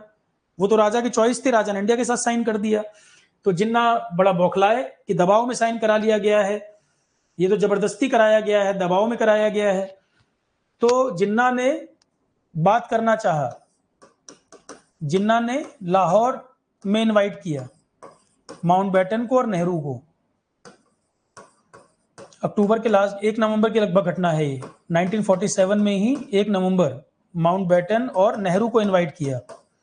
पटेल पक्ष में नहीं थे। पटेल ने कहा कि पाकिस्तान का किया धरा है, उसने शुरुआत की है, तुम क्यों जाओगे मिलने। जिन्ना को 36 बार गर्ज हो तो दिल्ली आए बात करने के लिए, गलती तो उसकी है। वहां पीस को जो गड़बड़ किया है, ऑलरेडी शांति थी, इसने जो कबाइलियों का अटैक वहां करवाया, ये तो पाकिस्तान का किया धरा है, आप क्यों जाओगे मिलने? तो अब उसमें नेहरू की हेल्थ का इशू था, नेहरू की तबीयत खराब थी, नेहरू भी मिलने जाना चाहते थे, नेहरू फेवर में थे। तो नेहरू ने पटेल से कहा कि जिन्ना अगर गड़बड़ कर रहा है तो इसका रास्ता निकालना जरूरी है, बात करना जरूरी है। नेहरू थोड़े प्रोग्रेसिव माइंडसेट के थे कि बातचीत से हर चीज का हल निकलेगा, और उनकी विदेश नीति भी आप देखोगे आगे जब बात करेंगे तो इसी पर बेस थी। वो कोई बड़े कट्टर विचारधारा के नहीं थे, वो लिबरल थे और वो प्रोग्रेसिव माइंडसेट के थे कि जो प्रॉब्लम हुई है उसका सॉल्यूशन हम आज निकालें। वो इस माइंडसेट के थे। नेहरू का हेल्थ इशू था तो नेहरू जाना चाहते थे और माउंटबेटन भी एग्री था कि हम जाएंगे। पटेल पक्ष में नहीं थे, पटेल ने कहा कि बात ही मत करो इससे, क्योंकि पूरी फ्रीडम स्ट्रगल को उसने डिरेल किया है, पाकिस्तान का राग अलापा, इसकी वजह से फ्रीडम स्ट्रगल हमारी मतलब इंडिपेंडेंस जो डिले हुआ, और पार्टीशन का जिम्मेदार जिन्ना, ये सब पटेल नहीं पसंद करते थे। तो पटेल ने मना किया कि मत जाओ मिलने। नेहरू का हेल्थ इशू था, जाना ये भी चाहते थे, नेहरू नहीं मिले, माउंटबेटन मिले। पर हुआ क्या, जब मीटिंग होनी थी कुछ, तो जिन्ना ने कुछ स्टेटमेंट दे दिया। जब मिलने वाले थे, जिन्ना से मीटिंग होनी थी, उसके ठीक एक दिन पहले कोई स्टेटमेंट दे दिया उसने रेडियो पे। तो जिन्ना ने कहा कि कश्मीर में इंडिया ने धोखा किया है हमारे साथ, ऐसा स्टेटमेंट बोल गया कि हमारे साथ धोखा किया है, कुछ ऐसी इस तरह की भाषा बोल दी कि नेहरू और गुस्से में, नेहरू बहुत गुस्सा हो गए कि अभी हम दोनों नए, अभी बिल्कुल नए कंट्री बने हैं, अभी हमारे और चैलेंजेस पड़े हुए हैं, और ये सीधे सीधे एलिगेशन लगाना, युद्ध की तरफ ले जाना, इस तरह के स्टेटमेंट देना, एक तरफ लाहौर में बात करने बुला रहा है, एक तरफ इस तरह के स्टेटमेंट दे रहा है, एक तरफ लाहौर में बात करने की बात कर रहा है और एक तरफ ये इतने एग्रेसिव स्टेटमेंट बोल रहा है कि धोखा हो गया है, इंडिया ने धोखा कर दिया है, शक्ति का इस्तेमाल किया है, युद्ध की चर्चा छेड़ दी। तो इस चीज को लेकर नेहरू बड़े, इनको सेटबैक लगा, इनको दुख हुआ इस चीज का। नेहरू हालांकि नहीं मिले। लाहौर में जिन्ना और माउंटबेटन की बात हुई, इन दोनों की मीटिंग हुई, लाहौर में इन दोनों की मीटिंग हुई। तो जिन्ना ने कहा कि माउंटबेटन के सामने ये बात कि इंडिया तो वहां देखो युद्ध कर रहा है, ये तो गलत है कश्मीर में जो हुआ है। तो माउंटबेटन ने कहा कि शुरुआत तो तुम्हारी तो कबाइलियों ने की है, तुम तो कह रहे हो कबाइलियों का अटैक है, शुरुआत तुम्हारी तरफ से हुई है। पर इस मीटिंग में तो जिन्ना ने क्या कहा कि इंडियन आर्मी, इंडियन सेना को वहां से हटाओ, कश्मीर में आर्मी क्या कर रही है, ये तो कश्मीर आजाद है, वो इंडिया पाकिस्तान दोनों के साथ नहीं है, जबरदस्ती उससे एग्रीमेंट साइन करा लिया है, वो तो उसका इंटरनल मामला है जो चल रहा है, इंडिया इन्वॉल्व क्यों हो गया? जिन्ना ने कहा कि कश्मीर में कबाइलियों ने जो किया है वो इंटरनल मामला उनका आपस में, उससे इंडिया पाकिस्तान का कोई लेना देना नहीं, कबूला नहीं कि पाकिस्तान ने वो कबाइलियों वाला अटैक कराया। तो इसने कहा कि इंडियन आर्मी कैसे इंटर कर गई, राजा से धोखे से साइन करा लिया इंस्ट्रूमेंट ऑफ एक्सेशन। तो जिन्ना ने कहा, माउंटबेटन ने कहा कि तुम कह रहे हो कि इंडिया की सेना वहां लगी हुई है, उसको हटा लिया जाए, और जो कबाइली वहां पर है जितने एरिया में वो भी टिके हुए हैं, उनका क्या, उनकी जिम्मेदारी किसकी है? क्या वो तुमने भेजे थे? तुम्हारे कहने से वो मान जाएंगे? तो अब जिन्ना के पास क्या चॉइस है, या तो कहे मैंने भेजे हैं, और या तो इंडियन आर्मी पीछे कैसे हटेगी। माउंटबेटन ने जो बात की वो यही बात की कि तुम कह रहे हो कि इंडियन आर्मी को हटाओ, तुम्हें इंडिया से दिक्कत है, कश्मीर आजाद रहेगा, तो इंडियन आर्मी को हटाओ, पर जो कबाइली वहां पर वायलेंस किए हैं, कब्जा कर रहे हैं, वो कबाइली भी तो हटेंगे। तो या तो तुम कहो कबाइलियों को तुम हटाओगे, इसका मतलब तुमने भेजे थे। जिन्ना को कबूल करना पड़ गया वहां पर, लास्ट में जिन्ना ने कबूला है यहाँ लाहौर बात में, माउंटबेटन से इसने कबूला कि इसका किया धरा था, कि वो पाकिस्तान का ही प्रायोजित था वो जो वायलेंस हुआ। ठीक है, तो इंडियन आर्मी कैसे हट जाएगी जब कबाइली नहीं हटेंगे? तो कबाइलियों को तुम कहो तुमने भेजा है। तो जिन्ना को फाइनली एक्सेप्ट करना पड़ गया था। जिन्ना ने बोला, स्टेटमेंट इस तरह से दिया कि अगर आप गारंटी दोगे कि इंडियन आर्मी वहां से हटेगी तो मैं कुछ कर सकता हूं कि वहां सिचुएशन नॉर्मल हो जाए। ऐसा गोलमोल स्टेटमेंट दिया कि अगर आप एश्योर कर दोगे कि इंडियन आर्मी वहां से हट जाएगी तो कबाइलियों को सीधे कि मैंने भेजे, वही कह रहा है कि फिर मैं कुछ कर सकता हूं कि वहां सिचुएशन नॉर्मल हो जाए, वो लोग भी हट जाए। इसका मतलब तुमने भेजा है, तुम्हारी बात वो सुनेंगे। ठीक है, अब हुआ क्या, जब ये पूरी घटना घट गई, इंडिया ने भगाना शुरू किया, इंडियन आर्मी ने कबाइलियों को भगाना शुरू किया। तो ये जो हमारा मैप,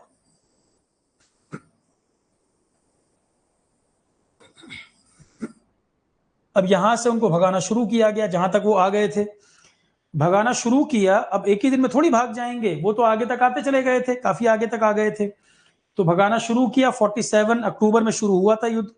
1947 अक्टूबर से घटना शुरू हुई थी, तो अक्टूबर 47 से हटाना शुरू किया गया। नेहरू इस मामले को, नेहरू ने क्या कहा, क्योंकि माउंटबेटन की शर्त थी कि जब वहां सिचुएशन नॉर्मल होगी तो आप कराओगे रेफरेंडम, ये माउंटबेटन ने कंडीशन लगाया था। तो नेहरू के पास क्या चॉइस थी? तो नेहरू ने कहा कि हम इस मामले को यूनाइटेड नेशन के सामने रखना चाहते हैं। यूनाइटेड नेशन वर्ल्ड की सबसे बड़ी ऑर्गेनाइजेशन, सेकेंड वर्ल्ड वॉर के टाइम पर ये फाइनली 24 अक्टूबर को बनी थी 1945 में। वर्ल्ड की सबसे बड़ी ऑर्गेनाइजेशन यूनाइटेड नेशन 24 अक्टूबर 1945 को ही, सेकेंड वर्ल्ड वॉर के ठीक खत्म होते ही ये स्टैब्लिश हुई थी। एक तरह से आप समझ लो विश्व संसद, जहां पूरे देश के बड़े बड़े नेता सब यहां पर पार्ट हैं इसका, ठीक है। तो नेहरू, क्योंकि माउंटबेटन ने कंडीशन लगाई हुई थी कि जब वहां पे सिचुएशन नॉर्मल होगी तो रेफरेंडम करा के तय होगा, ताकि इंडिया पाकिस्तान के बीच में जो क्लैश है, ये जो प्रॉब्लम है, हमेशा के लिए रिजॉल्व हो जाए। और यूनाइटेड नेशन जैसी संस्था दखल देगी, कुछ सॉल्यूशन निकालेगी, तो उसको कोई मना नहीं कर पाएगा।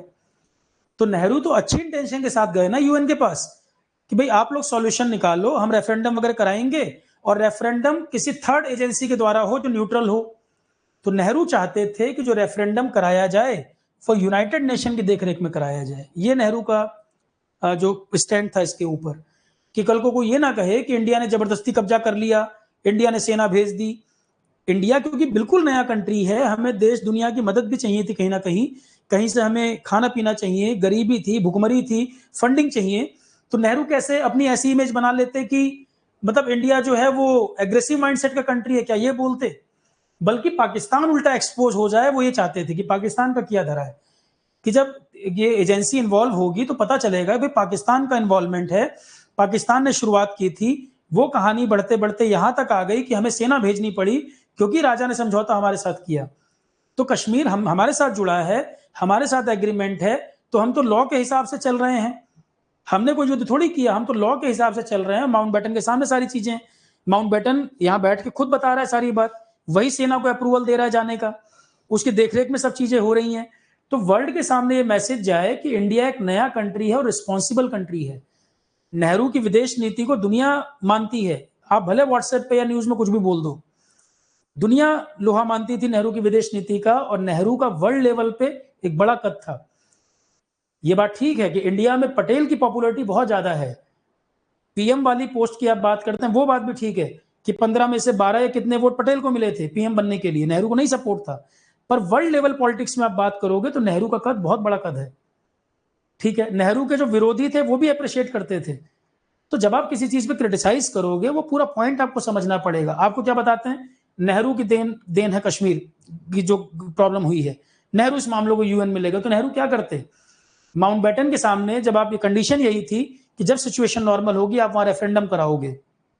अगर आप उस बात को टाल जाते या आप उस पर नहीं एग्री करते, आप वर्ल्ड को क्या मैसेज देते कि आपकी इंटेंशन थी कश्मीर पे कब्जा करने की। तो जो आप पीस लविंग कंट्री या सेकुलर जो भी इमेज आप बनाते हो, वर्ल्ड लेवल पे सपोर्ट कैसे मिल सकता था?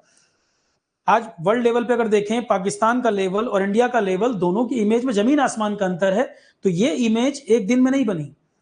इंडिया को वर्ल्ड लेवल पे जितना सपोर्ट है, या इंडिया की जो एक इमेज है वर्ल्ड में, पाकिस्तान तो कहीं स्टैंड नहीं करता उस इमेज के आगे। तो क्या वो इमेज एक दिन में बन गई? क्या युद्ध करके आप वो इमेज बना लेते?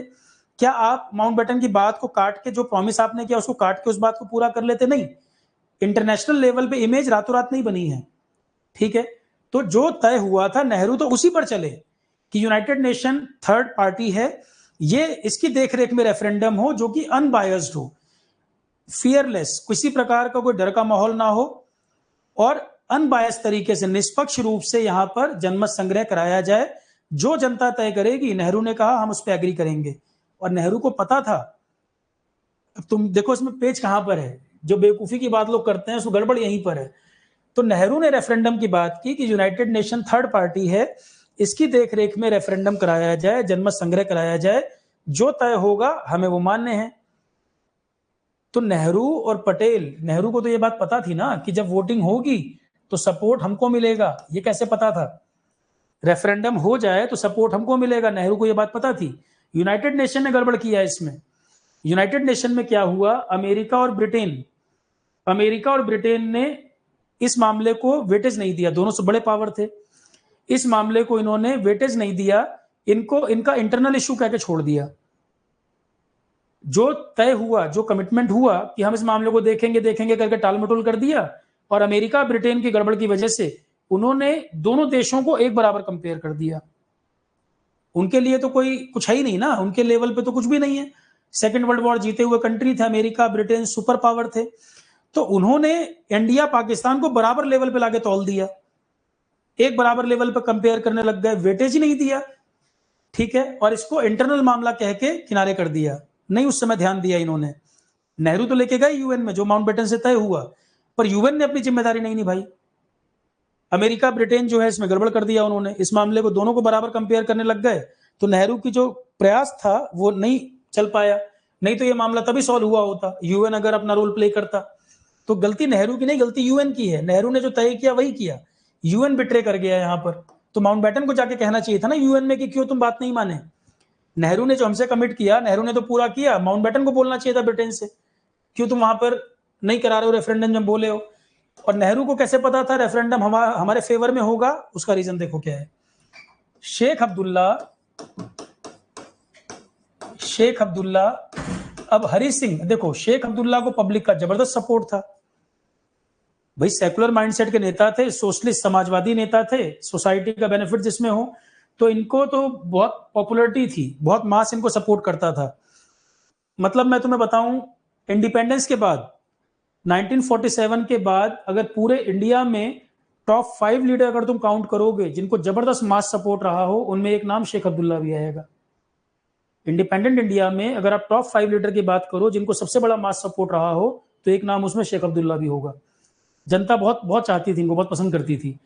शेख अब्दुल्ला ये बन गए कश्मीर के पीएम, क्योंकि हरि सिंह के पास क्या चॉइस थी, कश्मीर बच गया था जितना बच पाया इंडियन आर्मी भेजने के बाद। क्योंकि शेख अब्दुल्ला नेहरू के दोस्त थे, तो हरि सिंह ने इन्हीं को बना दिया पीएम। कश्मीर में पीएम होता था, मालूम होगा आपको, पूरे इंडिया का पीएम एक, कश्मीर का अपना पीएम एक। इंडिया का पीएम एक, कश्मीर का अपना पीएम होता था, ठीक है।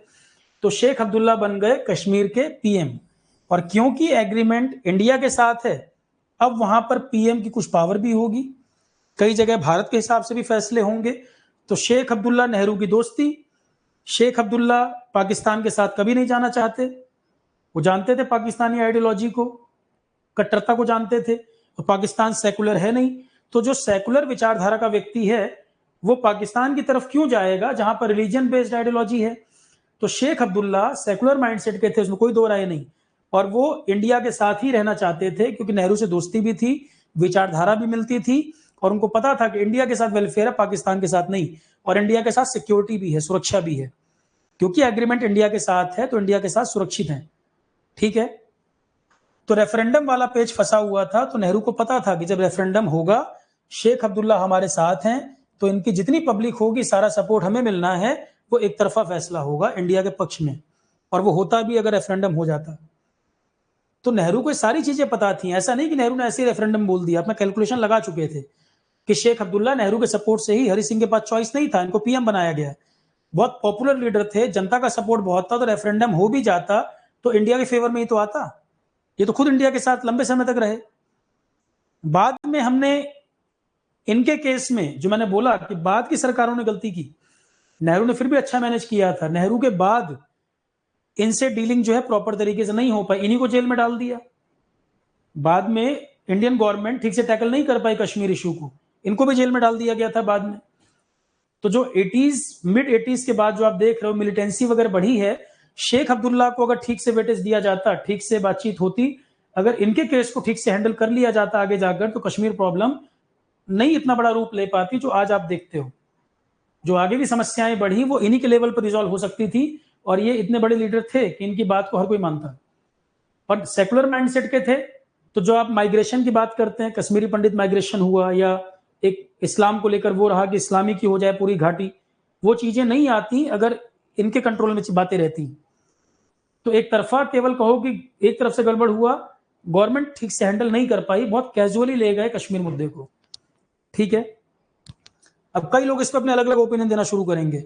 शेख अब्दुल्ला, अभी तो मैं आपको 1950 तक की बात कर रहा हूं, अब एक लेक्चर में पूरा नहीं हो सकता, इसके आगे की कहानी मैं बताऊंगा कि शेख अब्दुल्ला के मामले में क्या गड़बड़ हुआ था, जेल में क्यों डाल दिया, फिर रिलीज किया गया, कहां कहां पे गलती की, खुद ही कंफ्यूज रही गवर्नमेंट आगे जाकर कि कैसे हैंडल करना है, समझ ही नहीं आ रहा उनको, और बहुत कैजुअली डील कर रहे थे। ठीक है, तो शेख अब्दुल्ला पीएम बन गए। रेफरेंडम की बात नेहरू ने कही, यूएन में रेफरेंडम होता तो इंडिया के फेवर में जाता। ठीक है, क्योंकि पहले तो ये होता था ना कि हिंदू राजा है, मुस्लिम आबादी ज्यादा है। अब तो पीएम मुस्लिम ही थे शेख अब्दुल्ला, और सेकुलर थे, तो मुस्लिम भी इनके, सिख भी इनके, सबको साथ लेकर चलते थे, सबको साथ लेकर चलते थे। और इसमें कोई दो राय भी नहीं आप कहेंगे कि शेख अब्दुल्ला सेकुलर नहीं थे। नेहरू शेख अब्दुल्ला आइडियोलॉजी सिमिलर थी। ठीक है,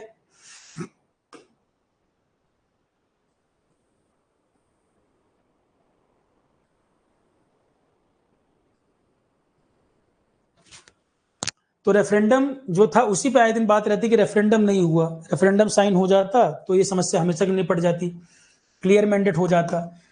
instrument of accession Sheikh Abdullah के टाइम पे ही, अब इंडिया के साथ ही रहा इंस्ट्रूमेंट ऑफ एक्सेशन। इंडिया के कॉन्स्टिट्यूशन में एक आर्टिकल जोड़ दिया गया था, आर्टिकल 370 कॉन्स्टिट्यूशन ऑफ कश्मीर, जिसमें कश्मीर के अपने अधिकार एक जोड़ दिया गया था, आर्टिकल 370, और उसी का एक पार्ट था 35A। 370 का ही पार्ट था 35A।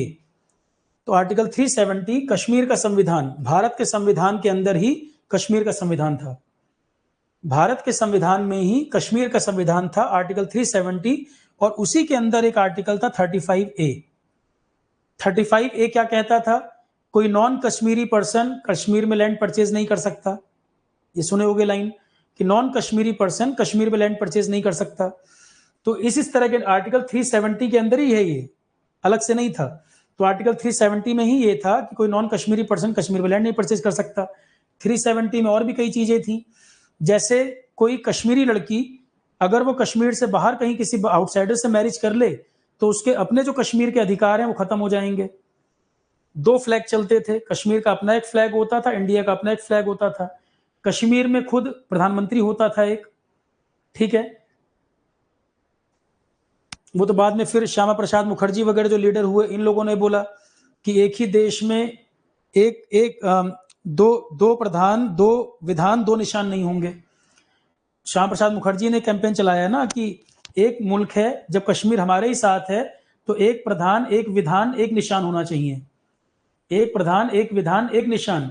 तो श्यामा प्रसाद मुखर्जी की डेथ भी हो गई थी कश्मीर में, वो भी एक इशू बन गया था आगे जाकर। श्यामा प्रसाद मुखर्जी की डेथ भी हुई थी कश्मीर में, उस पर भी इंक्वायरी कुछ प्रॉपर वो नहीं पता चला। तो कई घटनाएं घटी थी, वो पूरी कहानी 1950 के बाद की जब मैं आगे बताऊंगा तब उसको कनेक्ट कर पाओगे। 50 तक की बात तो हम कर रहे हैं, उसके बाद कश्मीर कैसे बदला है, श्यामा प्रसाद मुखर्जी वाला मुद्दा, या बाद में जो मिलिटेंसी आई, किस तरह से वो माइग्रेशन वगैरह की जो बात चलती है, वो 50 के बाद वाले कश्मीर में समझ में आएगा। अभी तो फिलहाल ये बताया स्टार्टिंग में क्या हालात थे। तो आर्टिकल 35A को खत्म होने की बात हो रही थी कि 35A खत्म हो दिया, कर दिया जाए। अब एक और 370 में पॉइंट लिखा था कि पार्लियामेंट जब कोई कानून बनाती है वो पूरे देश पर अप्लाई होता है। पार्लियामेंट जब कोई कानून बनाता है वो पूरे देश पर एप्लीकेबल होता है, पर कश्मीर की विधानसभा से पास कराना जरूरी होता था कश्मीर में लागू करने के लिए। इस तरह के नियम 370 में थे कि पार्लियामेंट ने पास कर दिया, पूरे देश में लागू होगा, कश्मीर में लागू करने के लिए वहां पे हाउस से पास करना जरूरी होता था।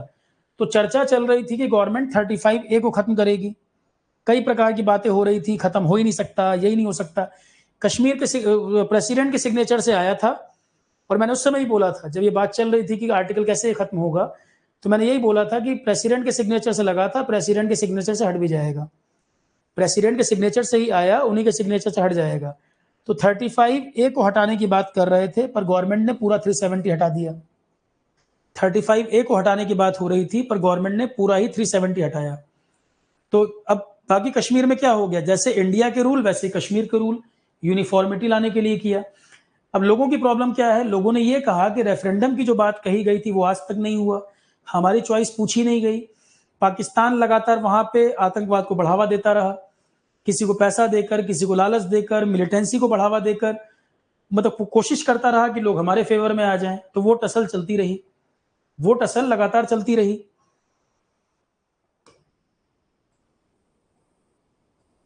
और वायलेंस हुआ तो वायलेंस में सबसे ज्यादा सफर कौन किए? जो लोकल लोग हैं वही सफर किए। वायलेंस जो हुआ तो वायलेंस में तो कश्मीरी पंडित चाहे कश्मीर के लोकल, जितना वायलेंस हुआ है, और किलिंग ऐसा नहीं है कि एक कम्युनिटी की किलिंग हुई है, बहुत सेलेक्टिव बात नहीं कहनी चाहिए। किलिंग जो हुई है वहां पर हर रिलीजन की हुई है। मिलिटेंट जब किलिंग कर रहे हैं तो रिलीजन, एक मुद्दा कश्मीरी पंडित वाला आपको पता है, किलिंग तो वहां मुस्लिम्स की भी बहुत हुई है, हिंदूज की भी बहुत हुई है, ठीक है। जहां पर प्रोपेगेंडा अलग तरीके का है, राजनीति इन्वॉल्व है, राजनीति को रिलीजन देखकर नहीं मार रही लोगों को, राजनीति अपने फायदे के लिए किसी को भी मार रही है, ठीक है। ये था पूरा इसका जो कहानी। तो आर्टिकल 35A और आर्टिकल 370, ये 370 ही खत्म हो गया तो उसमें 35A तो खत्म हो ही गया, उसी के अंदर था। बात चल रही थी केवल ये हटेगा, जबकि ये पूरा आर्टिकल ही खत्म हो गया। अब जैसे बाकी पूरा इंडिया वैसे ही कश्मीर की कहानी अब हो गया यूनिफॉर्म, ठीक। क्या क्या 370 में प्रोविजन थे और अभी क्या? अभी तो जैसे पूरा इंडिया वैसे कश्मीर। 370 में अलग प्रोविजन क्या होते थे, इससे कंपेयर कर सकते हो आप।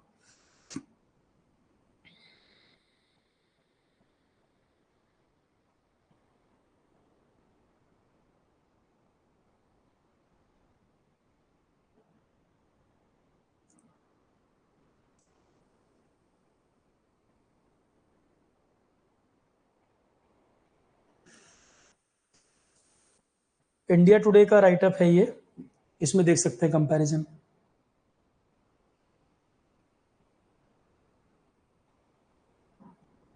ये देखो आर्टिकल 370 के पहले क्या था और अभी क्या है। स्पेशल पावर्स थी जम्मू कश्मीर को, अब स्पेशल पावर नहीं है। डुअल सिटीजनशिप होती थी, कश्मीर की एक अपनी नागरिकता होती थी और देश के नाम पे अलग नागरिकता होती थी। कश्मीर अकेला ऐसा राज्य था जहां पर डुअल सिटीजनशिप चलती थी, इंडिया के नाम पे अलग और जम्मू कश्मीर की अपनी सिटीजनशिप। सेपरेट फ्लैग होता था जम्मू कश्मीर का। फाइनेंशियल इमरजेंसी एप्लीकेबल नहीं था वहां पर। यहां से पार्लियामेंट अगर कुछ पास करे वहां से पास होना जरूरी होता था। कोई वुमेन जम्मू कश्मीर की अगर जम्मू कश्मीर के बाहर कहीं मैरिज कर लेगी तो उसकी सिटीजनशिप खत्म हो जाएगी, ठीक है। पंचायत वगैरह के कोई अधिकार नहीं होते थे। राइट टू एजुकेशन वहां एप्लीकेबल नहीं होता था। आरटीआई नहीं लगा सकते थे आप वहां पर। विधानसभा बाकी जगह 5 साल की होती है, वहां 6 साल की होती थी। बाकी जगह 5 साल की विधानसभा का टाइम होता है, वहां 6 साल का हुआ करता था। माइनॉरिटी के लिए कोई रिजर्वेशन नहीं था।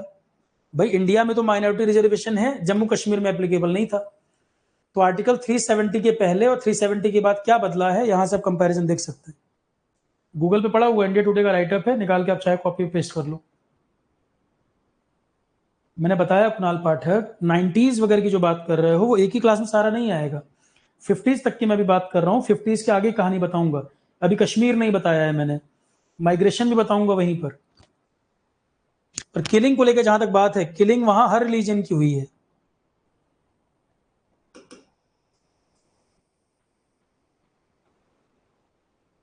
कुछ समय पहले मूवी वगैरह चर्चा में थी, अब मूवी में देखता नहीं तो मुझे नहीं पता मूवी में क्या दिखाया क्या नहीं। मेरा अपना जो ओपिनियन है, जो ऑलरेडी डॉक्यूमेंटेड है, चीजें लिखी हुई हैं, और मैं नाम से आपको बता सकता हूं जो किलिंग्स हुई हैं, कितने कितनी जगह पे क्या क्या किलिंग हुई थी। रेडियो वहां चलता था, उसके हेड को मार दिया गया था, कई घटनाएं हैं वहां पर। तो मूवी से कोई ओपिनियन नहीं, क्योंकि मूवी मैंने देखी भी नहीं, मुझे पता भी नहीं उसमें क्या है क्या नहीं है, पर चर्चा में बहुत थी ये मुझे मालूम है। वो कश्मीरी पंडित वाला, क्योंकि इसीलिए आप शायद क्वेश्चन पूछ रहे हो माइग्रेशन को लेकर। गांधी वाला लेक्चर जो है ना यूट्यूब पे, इंटरेस्ट के लिए कोई ये सब चीजें जानना चाहे गांधी वाला भी लेक्चर देख सकता है। पार्टीशन के ऊपर भी चर्चा बहुत होती है, गांधी ने करा दिया पार्टीशन। तो वो भी वीडियो आप देख सकते हैं जो यूट्यूब पे पड़ा हुआ है, ग्रेट पर्सनैलिटी सीरीज प्लेलिस्ट में मेरे, ठीक है। चलो ये घटना हो गई, आर्टिकल 370 बता दिया मैंने। अब पॉइंट ये है, हम जो कह रहे हैं कि आर्मी उस समय तक पूरा इनको भगा नहीं पाई थी। अक्टूबर 47 में आर्मी जब लगी इनको भगाने में, अब वो कबायली कहने के लिए हैं, पाकिस्तानी सेना का रोल है उसमें। हमने इनको भगाना शुरू किया। 49 तक आते आते हम ये पूरा खाली नहीं करा पाए थे इनसे। 1947 अक्टूबर, 25 अक्टूबर के बाद लगभग सेना 26 अक्टूबर के आसपास लगी थी। तो अक्टूबर से लेकर 1 नवंबर 49 1 नवंबर 1949। ये पूरा एरिया हम वापस नहीं ले पाए थे, काफी एरिया हमने खाली करा दिए थे। पुंछ है, द्रास है, ये सब एरिया तो हमारे पास आ गया था, पर कुछ एरिया इन्हीं के पास ये रह गया था। यहां पर 1949 में यूनाइटेड नेशन ने क्या कह दिया, सीज फायर। रेफरेंडम की तो बात नहीं कराई, वो जनमत संग्रह नहीं कराया, पर यहां इन्होंने सीज फायर की घोषणा कर दी, मतलब युद्ध विराम करिए, युद्ध विराम, वॉर को रोकिए। सीज फायर का अनाउंसमेंट कि जो जहां जैसा है वैसे ही रहेगा, युद्ध विराम, यहीं पर युद्ध रोक दिया जाए। तब तक हम पूरा नहीं भगा पाए थे, इतना ही भगा पाए थे इनको वापस, इतना एरिया हम वापस ले पाए, ये यहीं रह गया। तो जो यहां रह गया वही है पीओके, पाकिस्तान ऑक्युपाइड कश्मीर। और एक्चुअल लाइन हमारे बीच में ये होनी चाहिए, रेड क्लिफ, इधर वाली पार्टीशन के टाइम पे जो लाइन डिसाइड हुई थी, रेड क्लिफ होनी चाहिए। इधर पाकिस्तान की साइड में भी, बांग्लादेश की साइड में भी रेड क्लिफ बाउंड्री होनी चाहिए, पर बन क्या गई, एलओसी बन गई। ये वाली लाइन है एलओसी। तो जितना एरिया कश्मीर में वो आगे आ गए थे, पूरा वापस नहीं मिल पाया। भगाना शुरू तो किया गया, पर यहीं तक हम भगा पाए। तब तक यूएन ने कर दिया 1 नवंबर 1949 को सीज फायर, युद्ध विराम। तो यहीं तक एरिया हम वापस ले पाए, यही है लाइन ऑफ कंट्रोल। और जो उनके पास चला गया वो पीओके, पाकिस्तान ऑक्युपाइड कश्मीर। जैसे हमारे पास जो कश्मीर है, वो लोग क्या कहते हैं, इंडिया ऑक्युपाइड कश्मीर। दुनिया को दिखाने के लिए क्या कहते हैं, हम इसको पीओके बोल रहे हैं और वो इसको, हमारे वाले को आईओके बोलते हैं। ठीक है, तो रेड क्लिफ बाउंड्री होनी चाहिए, जो पार्टीशन पे डिसाइड हुई थी।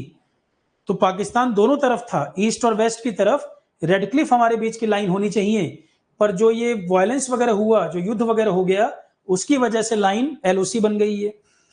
तो राजा का एग्रीमेंट इंडिया के साथ है, भले पीओके इनके पास रह गया, वो होना तो इंडिया का ही चाहिए। लीगली पेपर जिसके पास है, रजिस्ट्री जिसकी है, कब्जा कोई करके बैठा हो अलग है, रजिस्ट्री हमारी है तो प्रॉपर्टी तो हमारी होगी। तो आज नहीं तो कल हमको वापस चाहिए, है तो हमारा एरिया। तो पीओके वाला जो पार्ट है, ये पूरा कश्मीर इंडिया का है। इसमें कुछ हिस्सा कश्मीर का चाइना घेरे बैठा है। 62 वॉर की बात करेंगे तब बताऊंगा मैं, उसको सीओके बोल देते हैं। तो कश्मीर की स्थिति जो है, एक तरफ पीओके, एक तरफ सीओके। अब चाइना से हमारी बाउंड्री का नाम है मैकमोहन लाइन, पर चाइना कब्जा करके बैठा है तो लाइन हो गई एलएसी। चाइना कहता है मैकमोहन को मानूंगा ही नहीं मैं। चाइना बोलता है मैकमोहन लाइन को मैं एग्री नहीं करता, कि अंग्रेजों ने जब मैकमोहन लाइन की बात की थी, मीटिंग बुलाई थी, हम गए नहीं थे। वो कहता है कि हम गए नहीं थे इसीलिए। ये देखो एक्चुअल स्थिति अब कश्मीर में, ये एक्चुअल लाइन होनी चाहिए रेड क्लिफ। पार्टीशन के टाइम पे जो तय हुआ था, इंडिया पाकिस्तान के बीच boundary Radcliffe, west Pakistan वाली भी, ईस्ट पाकिस्तान वाली भी रेड क्लिफ, बांग्लादेश वाली जो बाउंड्री है वो भी रेड क्लिफ, और ये वाली भी रेड क्लिफ, क्योंकि दोनों ही पाकिस्तान का एरिया था। वो तो बाद में बांग्लादेश हो गया, पर क्योंकि पीओके इनके पास चला गया, इनके पास रह गया, इसलिए ये जो बाउंड्री हो गई, ये एलओसी हो गई। एक्चुअल बाउंड्री रेड क्लिफ होनी चाहिए, पर दुर्भाग्य से ये एरिया हमारे पास, जो ये बाउंड्री बन गई, ये एलओसी बन गई। अब जितने आतंकवादी कैंप हैं, मिलिटेंट कैंप हैं, वो यहीं से चलाते हैं, पीओके एरिया में ही। वो कहते हैं कि ये कश्मीर की आजादी की लड़ाई लड़ रहे हैं ये लोग। पाकिस्तान खुल के थोड़ी बोलेगा मेरी जमीन है या मेरा ही कंट्रोल है। वो बोलता है कि यहाँ मुजफ्फराबाद प्रोविंस है, यहाँ पीएम है, अलग अलग पीएम रूल कर रहा है यहाँ, दिखावे के लिए है इसी का पार्ट, पर दुनिया को दिखाने के लिए कि अलग प्रोविंस है, यहाँ पीएम अलग है। और सारे मिलिटेंट कैंप वगैरह यहीं से चलते हैं, जिनको वो कहता है कि कश्मीर की आजादी की लड़ाई लड़ रहे हैं। जबकि माउंटबेटन से कबूल चुका था जिन्ना कि कबायली जो है हमारे ही भेजे हुए थे, पर दुनिया को दिखाने के लिए कि ये तो हमारा एरिया नहीं है, तो आजादी की लड़ाई लड़ रहे हैं, कश्मीरी लोगों की आजादी की लड़ाई है, ये दिखावे के लिए कर तो सब कुछ यही रहा है। तो ये वाला जो पोर्शन है, ये बन गया पीओके। तो इंडिया तो क्लेम करेगा ही ना, इंडिया तो कहेगा ही हमें वापस चाहिए। आप अगर बोल दोगे कि पीओके हमारा नहीं, तो आपने कबूल दिया, इसका मतलब ठीक है कि 50 साल से 70 साल से कोई कब्जा करके बैठा है, पर आप थोड़ी कहोगे कि हमारा एरिया नहीं, हमें आज नहीं तो कल वापस चाहिए। भाई मौसम आज ठीक नहीं है, बारिश वारिश चल रही है, बारिश बंद हो जाएगी तो हमको वापस लेना है इसको, है तो इंडिया का ही पार्ट। राजा का एग्रीमेंट इंडिया के साथ, तो इंडिया का ही कश्मीर पूरा, और मिल जाए तो बलूचिस्तान भी मिल जाए तो अच्छी बात है। अगल बगल में थोड़ा सा क्या करोगे, बलूचिस्तान भी मिल जाए, और मिल ही जाएगा, क्योंकि बलूचिस्तान डिमांड कर रहा है लगातार कि हमारा एक्सप्लॉयटेशन हो रहा है, हमारा शोषण हो रहा है, हमारे लिए भी कुछ करिए। तो एक बार कुछ किया गया था बांग्लादेश के लिए, एक बार कुछ किया जाएगा बलूचिस्तान के लिए, पर उसके लिए जरूरी है कि इंडिया अपने इंटरनल मामलों को स्ट्रांग रखे।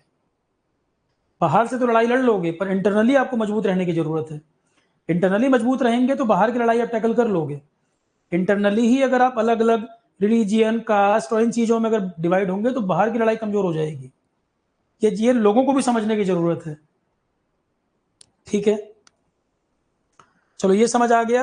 अब ये इधर वाला जो एरिया है इसको कहते हैं सीओ के, चाइना के जो कब्जे में ये वाला पार्ट है सीओ के। तो ये वाली लाइन कौन सी है?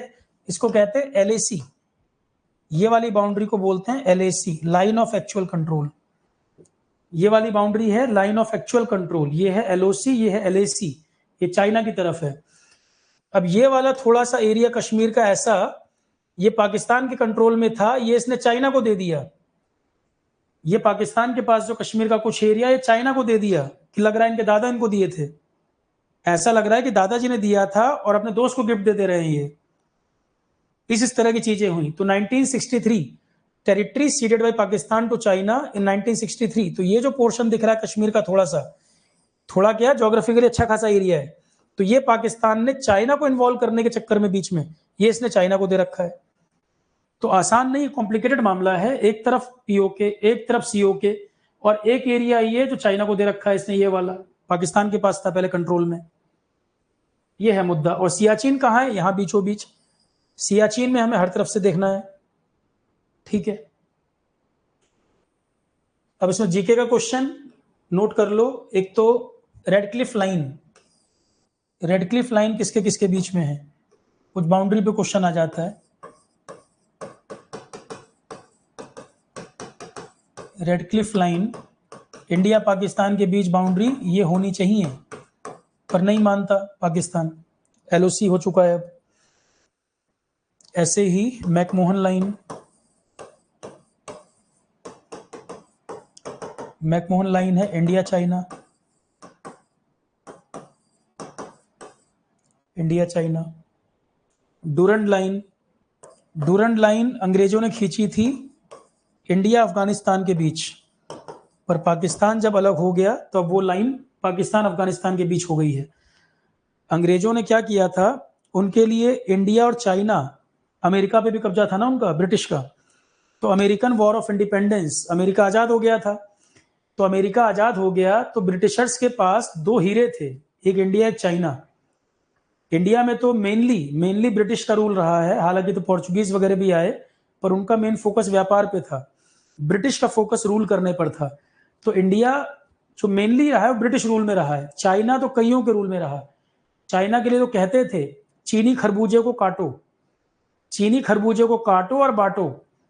इंडिया मेनली ब्रिटिश रूल में रहा, पर चाइना कईयों के रूल में रहा है, ब्रिटिश का भी कंट्रोल था। तो इंडिया और चाइना डायमंड था ब्रिटिश के लिए, जिसको वो लूज नहीं कर सकते थे। तो इंडिया को प्रोटेक्ट करने के लिए कि कहीं और से अटैक ना हो, जैसे सेकेंड वर्ल्ड वॉर थी, जापान एंटी था ब्रिटेन का, सेकेंड वर्ल्ड वॉर बताऊंगा मैं। तो इंडिया और चाइना ये इनके लिए डायमंड की तरह थे, सोने की चिड़िया। भाई वहां से खाली पैसा खींचना कर क्या रहे थे, एक तरफा व्यापार कर रहे थे ब्रिटिश। तो इंडिया को प्रोटेक्ट करने के लिए चारों तरफ से बफर जोन बनाते थे, कि म्यांमार पे इनका कब्जा, नेपाल के साथ ट्रीटी कर ली, अफगानिस्तान को तो कुछ कर नहीं पाए थे। अफगानिस्तान में प्रयास इन्होंने बहुत किया था कब्जा करने का, अफगानिस्तान इनको पीट के भेज देता था। अफगानिस्तान इतना खतरनाक कंट्री रहा है शुरू से, ब्रिटिशर्स की अफगानिस्तान में नहीं चल पाई। कई जनरल्स ने ट्राई किया, अफगानिस्तान में दाल नहीं गली, वो हमेशा पीट के भगा देते थे अफगानिस्तान वाले। तो इन्होंने क्या कहा कि भाई अफगानिस्तान तो नहीं हम आगे बढ़ पा रहे, कुछ एरिया तो हमने आसपास से जीत लिए हैं, म्यांमार वगैरह जैसे हैं, आसपास के कई सारे कंट्री, अफ्रीका में हमने जीते हुए हैं, म्यांमार वगैरह आसपास के कई सारे कंट्री तो हम जीते हुए हैं, पर अफगानिस्तान में दाल नहीं गल रही। तो जिसके साथ बात नहीं बन पा रही है उसके साथ बाउंड्री डिसाइड कर लो, जहां पर हम नहीं इंटर कर पा रहे हैं उसके साथ बाउंड्री डिसाइड कर लो, ट्रीटी कर लो। तो जैसे काम बन जाए, जहां पे अटैक करके बात बन जाए अटैक करके, कब्जा हो जाए तो कब्जा, नहीं दाल गल रही एग्रीमेंट कर लो, बाउंड्री डिसाइड कर लो। तो डूरंड लाइन उन्होंने अफगानिस्तान के साथ तय हुआ था, अफगानिस्तान इंडिया के बीच की बाउंड्री थी वो, पर जब क्योंकि पार्टीशन हो गया तो पाकिस्तान अफगानिस्तान की बाउंड्री हो गई। डूरंड लाइन है बिटवीन पाकिस्तान अफगानिस्तान।